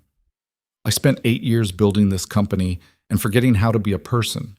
You're teaching me how to be a person again. That's worth a board meeting." "What did you tell them?" "That I had a personal commitment I couldn't reschedule. They weren't happy, but they'll get over it." "You're going to give yourself a reputation." "For what? Having a life outside work? That sounds terrible." Ethan smiled despite himself. "What are we watching this week?" "Emma gets to choose. Those are the rules." "She's going to pick something about whales. She's been obsessed with whales lately." "Then we'll watch something about whales." They stood there, closer than colleagues should stand, both of them acutely aware that the door was closed and they were alone, and this was dangerous. "We should stop doing this," Ethan said, not moving. "Doing what?" "Meeting in your office and standing too close and pretending this is just about work." "What should we do instead?" "I don't know, but we need to figure it out before someone notices." "Who's going to notice?" "Diana, Richard, anyone with functioning eyes." Scarlett knew he was right. They were being careless, but being careless felt good after years of being careful about everything. "One more minute," she said, "then we'll go back to being professional." One more minute. They stood there in silence, not touching, but close enough that Scarlett could feel the heat radiating off him, could see the pulse point in his neck, could count the different shades of brown in his eyes. "Time's up," Ethan said finally. "I know." He stepped back, picked up the folder, and became the senior technology consultant again. "I'll send you the updated reports by end of day." "Thank you." He left without looking back, and Scarlett sat down at her desk, trying to remember how to focus on work when all she could think about was Saturday. The week crawled by with agonizing slowness. Thursday brought another crisis, this time with their legal team over contract negotiations, and Scarlett spent 14 hours in meetings trying to prevent a deal from falling apart. She got home at 11 p.m., exhausted and frustrated, and found a text from Ethan waiting. "Emma wants to know if you like chocolate cake." "Why does Emma want to know if I like chocolate cake?" "Because she wants to make you one for Saturday. I told her you probably wouldn't want us to go to that much trouble, but she's very insistent. Tell her I love chocolate cake and I can't wait. You're going to spoil her." "Good. She deserves to be spoiled." "You say that now." "Wait until she starts expecting homemade cake every week." "I'll take that risk." Scarlett set her phone down, smiling despite her exhaustion. She had a penthouse apartment with a view of the entire city, a bank account with more money than she could spend in 3 lifetimes, and a company that was reshaping an entire industry. But none of that made her smile the way a text about chocolate cake did. Friday afternoon, Diana knocked on Scarlett's door looking more nervous than usual. "Ms. Vaughn, do you have a moment?" "What is it?" Diana closed the door, which was never a good sign. "There's been some talk about you and Ethan Cole." Scarlett's stomach dropped, but she kept her expression neutral. "What kind of talk?" "People have noticed you meet with him frequently, more than seems necessary for his position, and you've been different lately, softer. People are speculating. People need to mind their own business." "I agree. But you asked me to keep you informed about office politics, and this is office politics." Scarlett leaned back in her chair, trying to calculate the damage. "What exactly are people saying? That you're showing favoritism? That he got promoted because of personal reasons rather than merit? That there's something inappropriate happening?" "There's nothing inappropriate happening." Diana looked at her steadily. "Is there something appropriate happening?" "That's none of your concern." "With respect, Ms. Vaughn, it is my concern. If this becomes a problem, it affects the entire company, and you." Scarlett knew Diana was right, knew this was exactly what she and Ethan had been trying to avoid, but hearing it out loud made it real in a way it hadn't been before. "What do you suggest?" "Create distance. Stop the private meetings unless absolutely necessary. Don't give people ammunition." "He's doing excellent work on Project Meridian. The meetings are necessary." "Then make them less frequent, and maybe include other people." Scarlett wanted to argue, but Diana wasn't wrong. They'd been careless. Too many closed-door meetings, too many lingering looks, too many moments that probably looked exactly like what they were. "Thank you for telling me." Diana nodded and left, and Scarlett sat there trying to figure out how to navigate a situation that was rapidly becoming more complicated than she'd anticipated. She texted Ethan that evening. "We need to talk. Before Saturday." His response came immediately. "What's wrong? People are noticing. We need to be more careful. Define more careful. Fewer meetings. More distance at work. We can't give people reasons to talk." There was a long pause before his next message.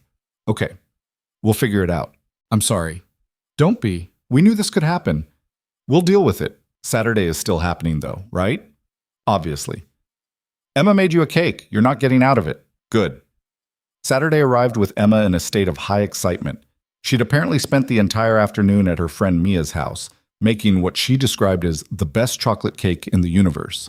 And she'd wrapped it in aluminum foil and written "For Scarlett" on top in marker. "What if she doesn't like it?" Emma asked for the 15th time. "She'll like it," Ethan assured her, also for the 15th time. "But what if she's allergic to chocolate? Then she would have told us when you asked. What if she was just being polite?" "Emma, she'll love the cake. Stop worrying. I can't stop worrying. What if..." The doorbell rang, cutting off Emma's spiral of anxiety. She ran to answer it before Ethan could stop her, and he heard her voice from the hallway. "Hi, Scarlett. I made you a cake. Do you like chocolate? Because if you don't, I can make you a different kind next time. But Dad said you like chocolate, so I made chocolate. But if you were just being polite, you have to tell me because—" "Emma, breathe." Scarlett's voice was warm and amused. "I love chocolate. I can't wait to try your cake." "Really? Really? Can I come in? Or are we having dinner in the hallway?" Emma laughed and let her in, and Ethan watched from the kitchen as Scarlett entered carrying flowers, actual flowers, and wearing jeans and a sweater that looked soft and comfortable instead of expensive. "You brought flowers," Ethan said. "I brought flowers. Is that weird?" "It's nice. We don't usually have flowers." "Now you do." Emma insisted they eat the cake first before dinner because waiting was basically torture. Scarlett gamely agreed, and the three of them sat at the kitchen table eating chocolate cake that was lopsided and slightly burnt on one side but tasted good anyway. "This is delicious," Scarlett said, and she sounded like she meant it. "Really? Even the burnt part?" "Especially the burnt part. It adds character." Emma beamed. "Mia said it was burnt because we got distracted talking about her new hamster, but I think it's perfectly burnt." "Perfectly burnt is a thing," Scarlett agreed seriously. "Some of the best cakes are perfectly burnt." They ate dinner after that, spaghetti this time, because Emma had decided pizza was last week's thing, and settled in to watch a documentary about humpback whales. Emma made it through 45 minutes before falling asleep, and Ethan carried her to bed with the practiced ease of someone who'd done this hundreds of times. When he came back, Scarlett was standing by the window looking out at the city lights, and Ethan could see tension in her shoulders that hadn't been there earlier. "What's wrong?" "Diana talked to me yesterday. People are noticing. Us. The meetings. They're talking." Ethan felt his stomach tighten. "What kind of talking?" "The bad kind. That I'm showing favoritism. That your promotion wasn't based on merit. That we're—" She trailed off. "That we're what we actually are." "Yes." Ethan moved to stand beside her at the window. "What do you want to do?" "I don't know. We can't keep meeting privately at work. We need to create distance." "Okay. That's it? Just okay?" "What do you want me to say? You're right. We've been careless. We need to be smarter about this." "It doesn't bother you?" "Of course it bothers me. But what's the alternative? We stop this entirely? I'm not willing to do that, and I don't think you are either." Scarlett turned to face him. "People could make this very difficult for you, for both of us." "Let them try." "Ethan, I mean it. I've spent 7 years being invisible because it was safe. I'm done being safe if it means losing this." He gestured between them. "Losing you and Emma's perfectly burnt chocolate cake and Saturday nights where I actually feel like life is more than just surviving. You're being reckless. I'm being honest, and you're the one who hired me for honesty." Scarlett looked at him for a long moment, and Ethan watched as something shifted in her expression. Then she closed the distance between them and kissed him. It was soft and tentative and tasted like chocolate cake, and Ethan's brain stopped working entirely for approximately 5 seconds. When she pulled back, they were both breathing harder. "I've wanted to do that for 3 weeks," Scarlett said. "You should have done it sooner." "I was trying to be professional." "How's that working out?" "Terribly." She kissed him again, less tentative this time, and Ethan's hands found her waist, pulling her closer. They stood there in his living room, the documentary still playing in the background, kissing like teenagers who'd just discovered what kissing was. It was messy and imperfect, and Ethan kept worrying that Emma would wake up and walk in on them, but it was also the best kiss of his entire life. When they finally broke apart, Scarlett looked dazed. "We probably shouldn't do that again." "Probably not. It's unprofessional. Very. And complicated. Extremely. So we're in agreement that this was a bad idea." "The worst." Scarlett kissed him again, harder this time, and Ethan stopped trying to be rational about any of this. They spent the next 2 hours on the couch, not watching the whale documentary, talking quietly about everything and nothing. Scarlett told him about growing up poor, about her mother's death, about the loneliness of building an empire with no one to share it with. Ethan told her about Jessica leaving, about the first year alone with Emma when he'd been so terrified of screwing up that he'd barely slept, about the quiet fear that he wasn't enough for his daughter. "You're more than enough," Scarlett said. "Emma is lucky to have you." She'd probably say she's lucky to have chocolate cake and whale documentaries. Those too, but mostly you. You're getting soft. I blame you entirely. I'll take that as a compliment. Scarlett left sometime after midnight, and this time when she kissed him goodbye at the door, it felt less like an ending and more like a beginning. The following week at work was an exercise in restraint that neither of them was particularly good at. They kept their meetings professional and brief, always with other people present. But Ethan caught Scarlett looking at him during a presentation on Wednesday, and she caught him looking at her during a team meeting on Thursday. And they both knew they were doing a terrible job of hiding what was happening between them. Friday afternoon, Richard cornered Ethan outside the conference room. "Can we talk?" Ethan's stomach dropped. "About what?" "About you and Scarlett." "There's nothing to talk about." "Really?" "Because the entire executive team has noticed that she looks at you like you hung the moon, and you look at her like you're trying very hard not to look at her, which, ironically, makes it more obvious that you're looking at her." That sentence was very confusing. "You know what I mean. Are you two involved?" Ethan considered lying, but Richard was looking at him with something that might have been concern rather than judgment. "It's complicated." "That's not a no. It's not a yes either." Richard sighed. "Look, I don't care what you do on your own time, but Scarlett is the CEO, and you're a senior consultant, and if this becomes public, it's going to be a problem for both of you." "I know. Do you?" "Because from where I'm standing, you're both acting like people who don't realize how much they have to lose." "What do you want me to do? End it?"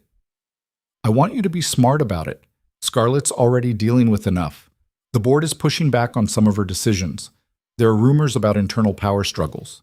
Adding a relationship scandal to that pile could be catastrophic." Ethan felt cold. "What kind of power struggles?" "The kind where certain board members think she's too young and too aggressive and making risky decisions without proper oversight. They're looking for reasons to undermine her authority." Richard looked at him seriously. "If they find out about you two, they'll use it against her. They'll say she's distracted, that her judgment is compromised, that she's putting personal interests above company interests." "That's ridiculous." "It doesn't matter if it's ridiculous. It matters if it's effective. And it would be very effective." Ethan leaned against the wall, processing this information. "Does Scarlett know?" "She knows the board is restless. I don't know if she realizes how bad it could get. I need to talk to her. Be careful." "And Ethan? For what it's worth, I think you're good for her. She's been different since you started working here, more human, but that doesn't mean this won't blow up in both your faces." Richard walked away, leaving Ethan standing in the hallway trying to figure out how something that felt so right could be so dangerous. He texted Scarlett immediately. "We need to talk. Tonight if possible." "What's wrong?" "Richard knows. And apparently the board situation is worse than you told me. Come to my place. 8 p.m. I'll send you the address." Ethan had never been to Scarlett's penthouse. Wasn't sure he wanted to see the life she led outside their Saturday night bubble. But when the elevator opened directly into her apartment, because of course it did, he was struck by how empty it felt. The space was enormous and expensively decorated, with floor-to-ceiling windows offering a panoramic view of the city. But there were no personal touches, no photographs, no mess, no signs that anyone actually lived here. "It's not much," Scarlett said, appearing from another room. "It's bigger than my entire apartment building. Sizes and everything. Says the billionaire in her penthouse." Scarlett smiled slightly. "Do you want something to drink?" "I want you to tell me about the board situation." Her smile faded. "Richard talked to you. He said they're looking for reasons to undermine you, that if they find out about us, they'll use it against you." "He's not wrong. Why didn't you tell me this was serious?" "Because it's my problem to handle, not yours. It becomes my problem when I'm the ammunition they could use against you." Scarlett moved to the window, her usual retreat. "There's a faction on the board that's never been comfortable with me as CEO. They think I'm too young, too aggressive, too willing to take risks they don't understand. They've been looking for an opening to force me into a more limited role. And me dating you would give them that opening." "Yes. So what do we do?" Scarlett turned to face him. "We have options. We could keep this secret indefinitely, hope no one finds out. We could end it before it becomes a real problem, or—" She trailed off. "Or what?" "Or we could not care what they think." Scarlett, you just told me they could force you out. They could try, but I own 43% of this company's stock. They'd have a hard time forcing me to do anything. That's not the point. The point is that being with me is putting your career at risk. My career has been my entire life for 8 years. Maybe it's time it wasn't. Ethan crossed the space between them. Don't do this. Don't throw away everything you've built for me. Why not? You make me happy. That's worth more than a boardroom full of men who think they know better than I do. Emma makes you happy. Saturday night documentaries make you happy. I'm just the guy who happens to be there. You're not just anything. Scarlett's voice was fierce. You see me. Not the CEO, not the money, not the image. You see me. That's not something I'm willing to lose because some board members think they can control my personal life. What if it costs you the company? Then it costs me the company. I'll build another one. You're not thinking clearly. I'm thinking more clearly than I have in years. She moved closer to him. I spent my entire adult life trying to prove I was good enough, smart enough, strong enough, and I never felt like I'd proven anything because I was alone the entire time. Then you walked into my office, and for the first time, I felt like maybe all of it meant something because I had someone to share it with. Scarlett, I'm falling in love with you. I don't know when it happened or how it happened, but it happened. And I know that's terrifying and complicated and potentially disastrous, but it's true. Ethan stood there, his heart pounding, trying to process what she'd just said. You can't love me. You barely know me.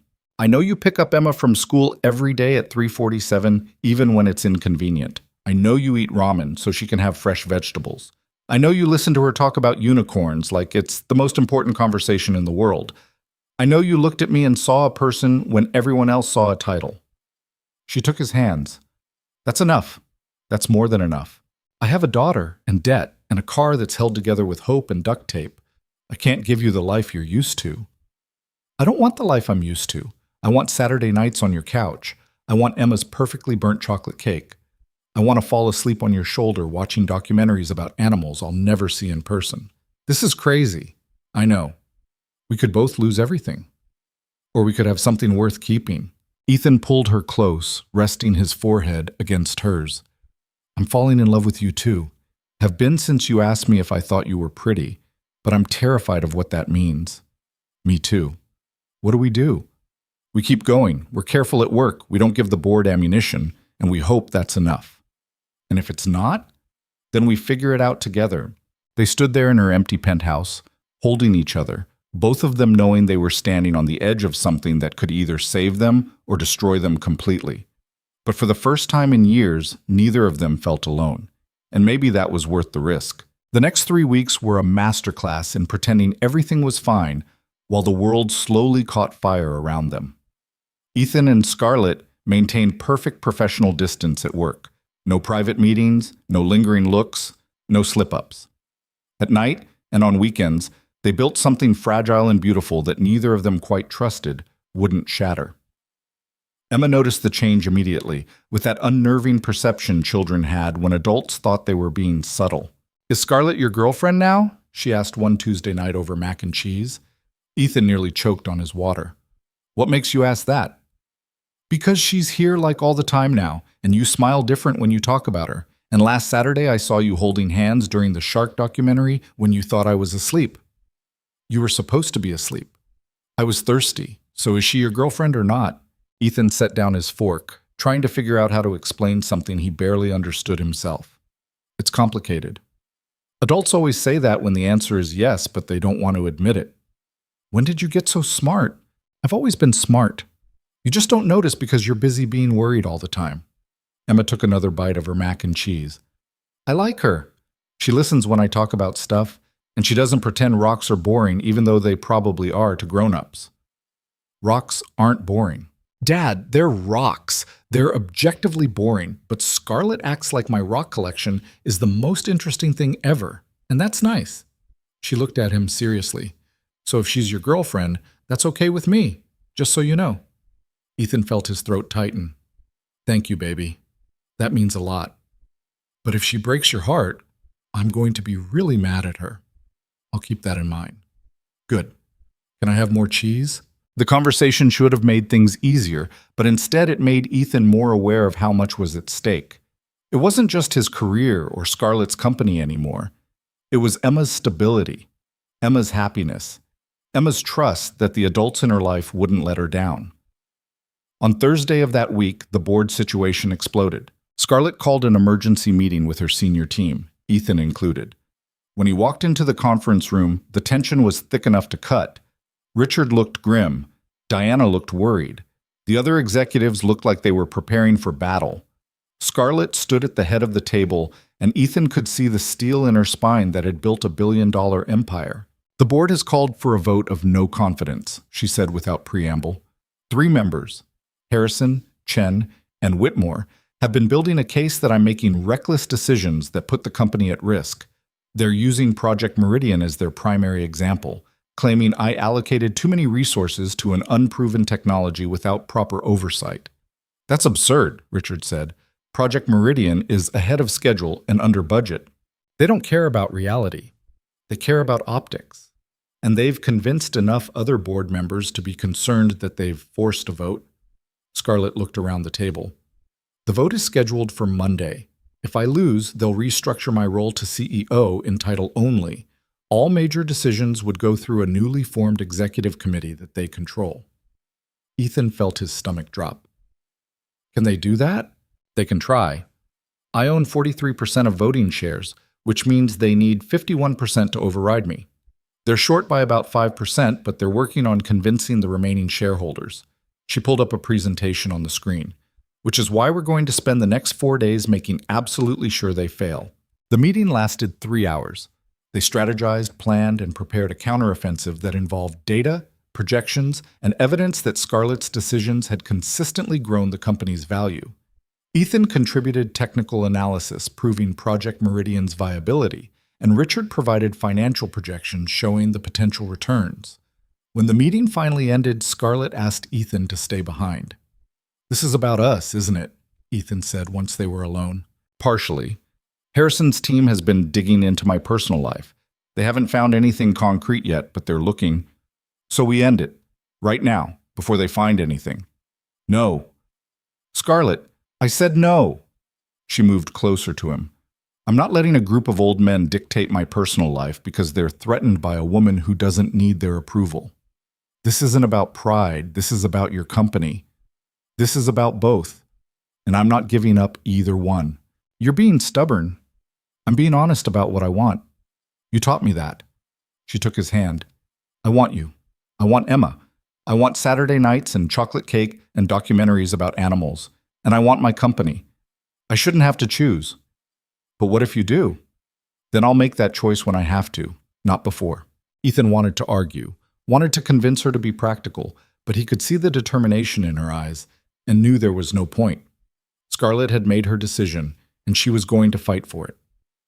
What do you need from me? Keep doing what you're doing.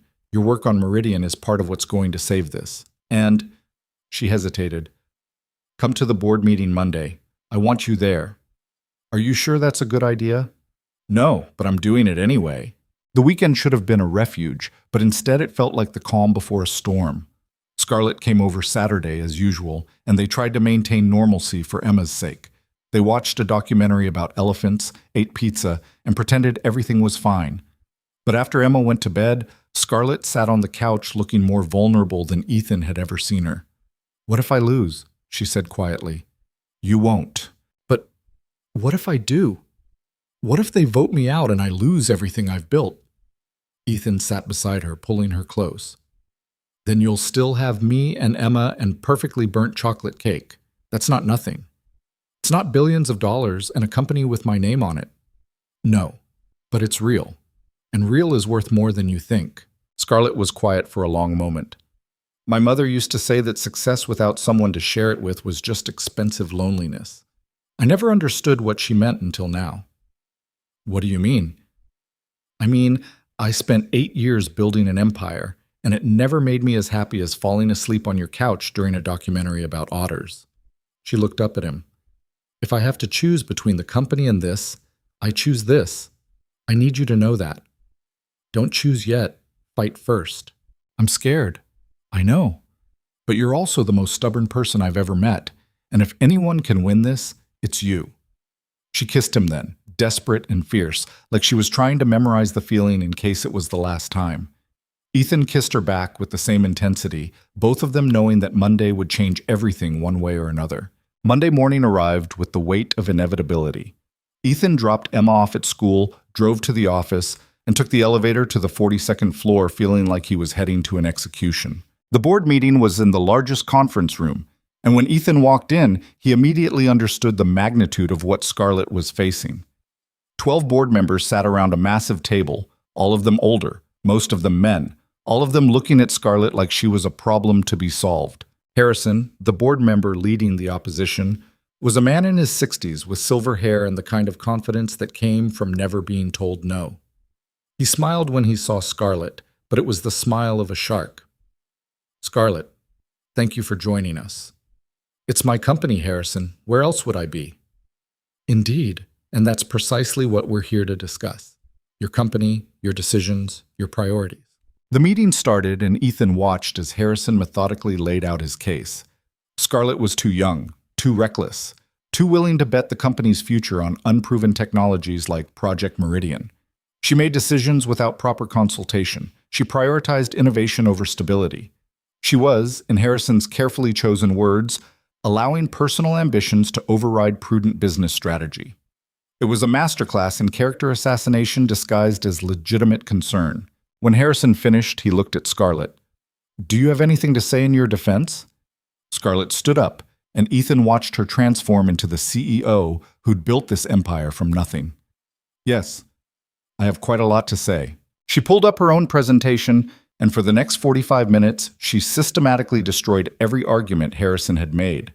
She showed data proving her decisions had grown the company's value by 37% in 3 years. She showed projections for Project Meridian that demonstrated it would revolutionize their market position.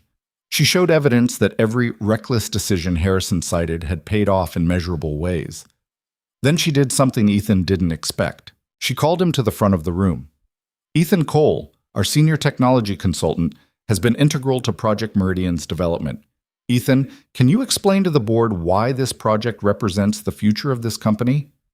Ethan stood up on shaking legs, walked to the front, and faced a room full of billionaires and executives who could destroy his career with a word. Then he thought about Emma asking if Scarlett was his girlfriend, and Scarlett falling asleep on his couch, and perfectly burnt chocolate cake, and he stopped being scared.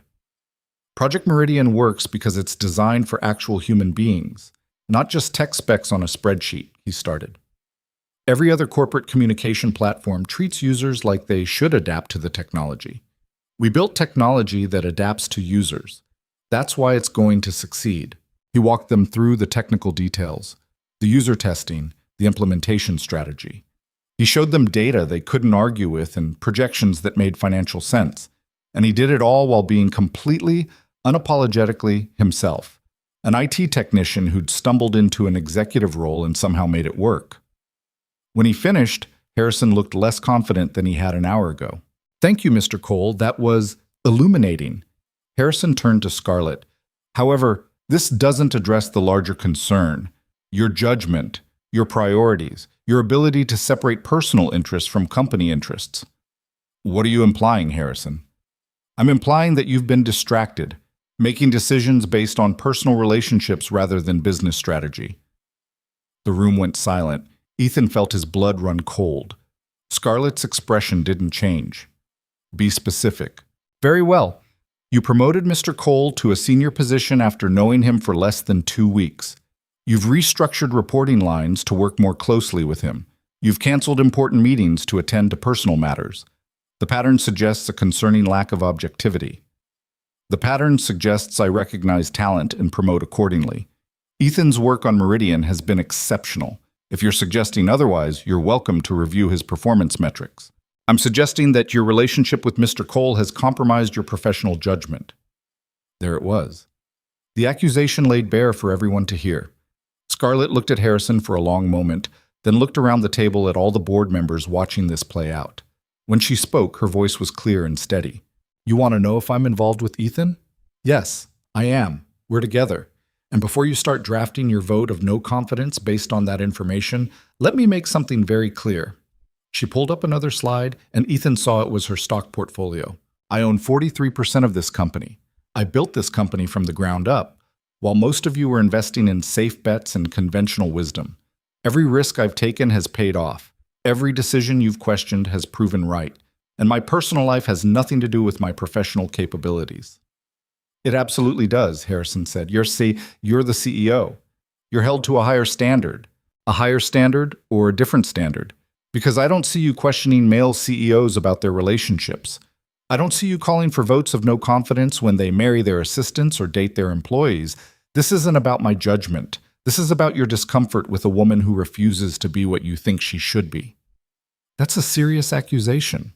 It's a factual observation. You've been looking for an excuse to limit my authority since the day I took over. My relationship with Ethan is just the latest weapon you're trying to use. She closed her laptop. So let's vote. Right now. Vote on whether you think I'm capable of running this company. Vote on whether my personal life disqualifies me from the role I've held successfully for 3 years. Vote, and let's see where everyone stands. Harrison looked caught off guard. We haven't completed the full review. You've completed enough. You've made your case. I've made mine. The board has the information they need, so vote. The tension in the room was unbearable. Ethan watched as board members exchanged glances, some looking uncomfortable, others looking calculating. This was it, the moment that would determine everything. The vote took 15 minutes. Each board member stated their position on the record. When it was done, the result was 8-4 in Scarlett's favor. She'd won. Harrison looked like he'd swallowed glass. This isn't over. Yes, it is. And Harrison? You're fired from the board. I'm exercising my right as majority shareholder to remove members who actively work against the company's interests. You've spent the last month trying to undermine me instead of doing your actual job. Clear out your desk. Harrison stood up, his face red with anger. You can't. I can. And I just did. Anyone else want to question my judgment? No one spoke. Harrison left the room, slamming the door behind him, and the remaining board members looked at Scarlett with a mixture of fear and newfound respect. The meeting adjourned shortly after. Ethan waited until everyone had left before approaching Scarlett, who was still standing at the head of the table looking shaken despite her victory. You did it, he said. I did. You also just told your entire board we're together. I did that too. Are you okay? Scarlett turned to look at him, and Ethan saw tears in her eyes for the first time since he'd known her. I almost lost everything today. The company. You. All of it. But you didn't. But I could have. And the fact that I was willing to risk it all for you terrifies me.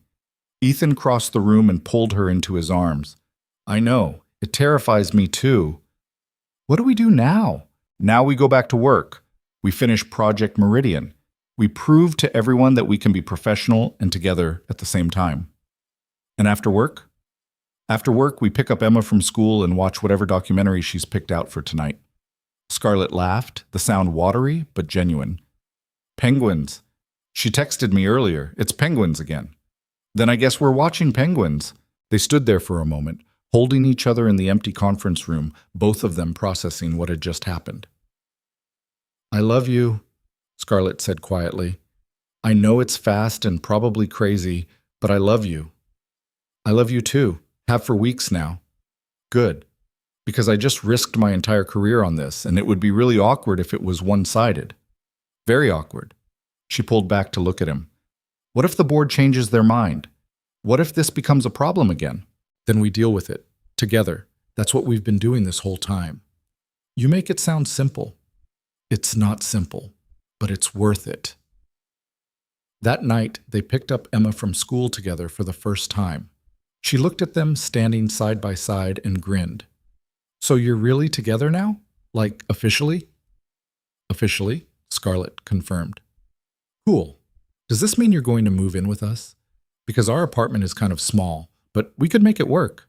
Ethan and Scarlett looked at each other, both of them clearly not having thought that far ahead. Let's start with dinner and penguins, Ethan said. We'll figure out the rest as we go. That's very adult of you, Emma said seriously, not planning everything. I approve. They went back to the apartment, the small, modest apartment with worn carpet and a kitchen you could barely turn around in, and Scarlett looked around like she was seeing it for the first time. I could get used to this, she said. Used to what? The tiny space or the lack of expensive furniture? Used to feeling like I'm home instead of just somewhere I sleep. Emma, already halfway through her homework at the kitchen table, looked up. You should definitely move in then. Home is better than just sleeping places. Emma, Ethan warned. What?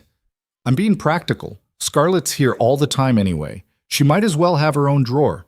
Scarlett laughed. Your daughter has excellent points. My daughter is 8 and should not be planning our living arrangements. I'm 8.5, and someone has to plan things since you two just keep saying you'll figure it out later. She's right, Scarlett said. We do say that a lot. Don't encourage her. But Ethan was smiling as he said it, and Emma was grinning, and Scarlett was looking at both of them like she couldn't quite believe this was her life now. They ate dinner, spaghetti again, because Emma had decided it was her new favorite. They watched the penguin documentary, Emma providing running commentary about which penguins were doing the best job at being penguins. And when Emma fell asleep on the couch between them, Ethan and Scarlett sat there on either side of her, their hands linked over her sleeping form. I have a penthouse apartment, Scarlett said quietly. 3,000 square feet of empty space with a view of the entire city. I'm aware. I'd trade it all for this couch. You don't have to trade anything. You can have both. Can I? Because I'm not sure I want both anymore.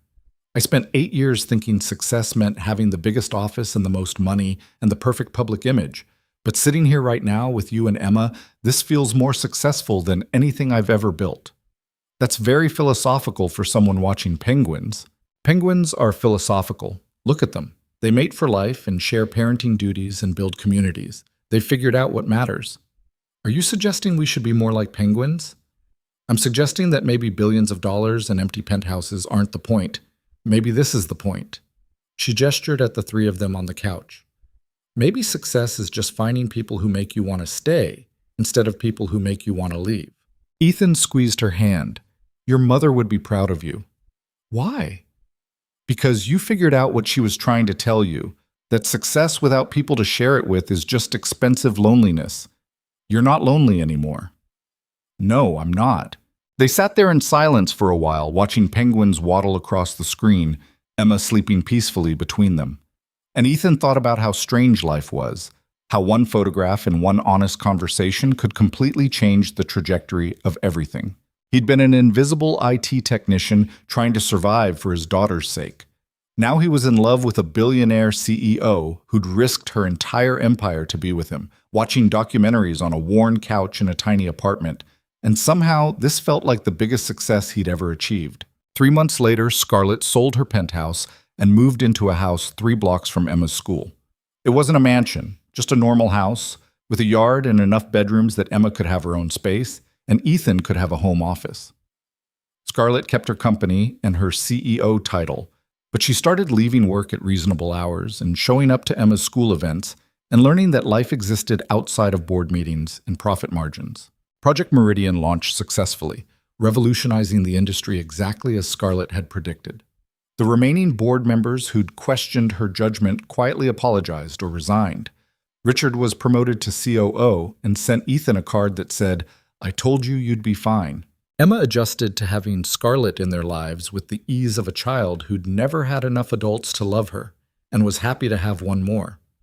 She taught Scarlett about rocks and unicorns and the correct way to make chocolate cake without burning it too much.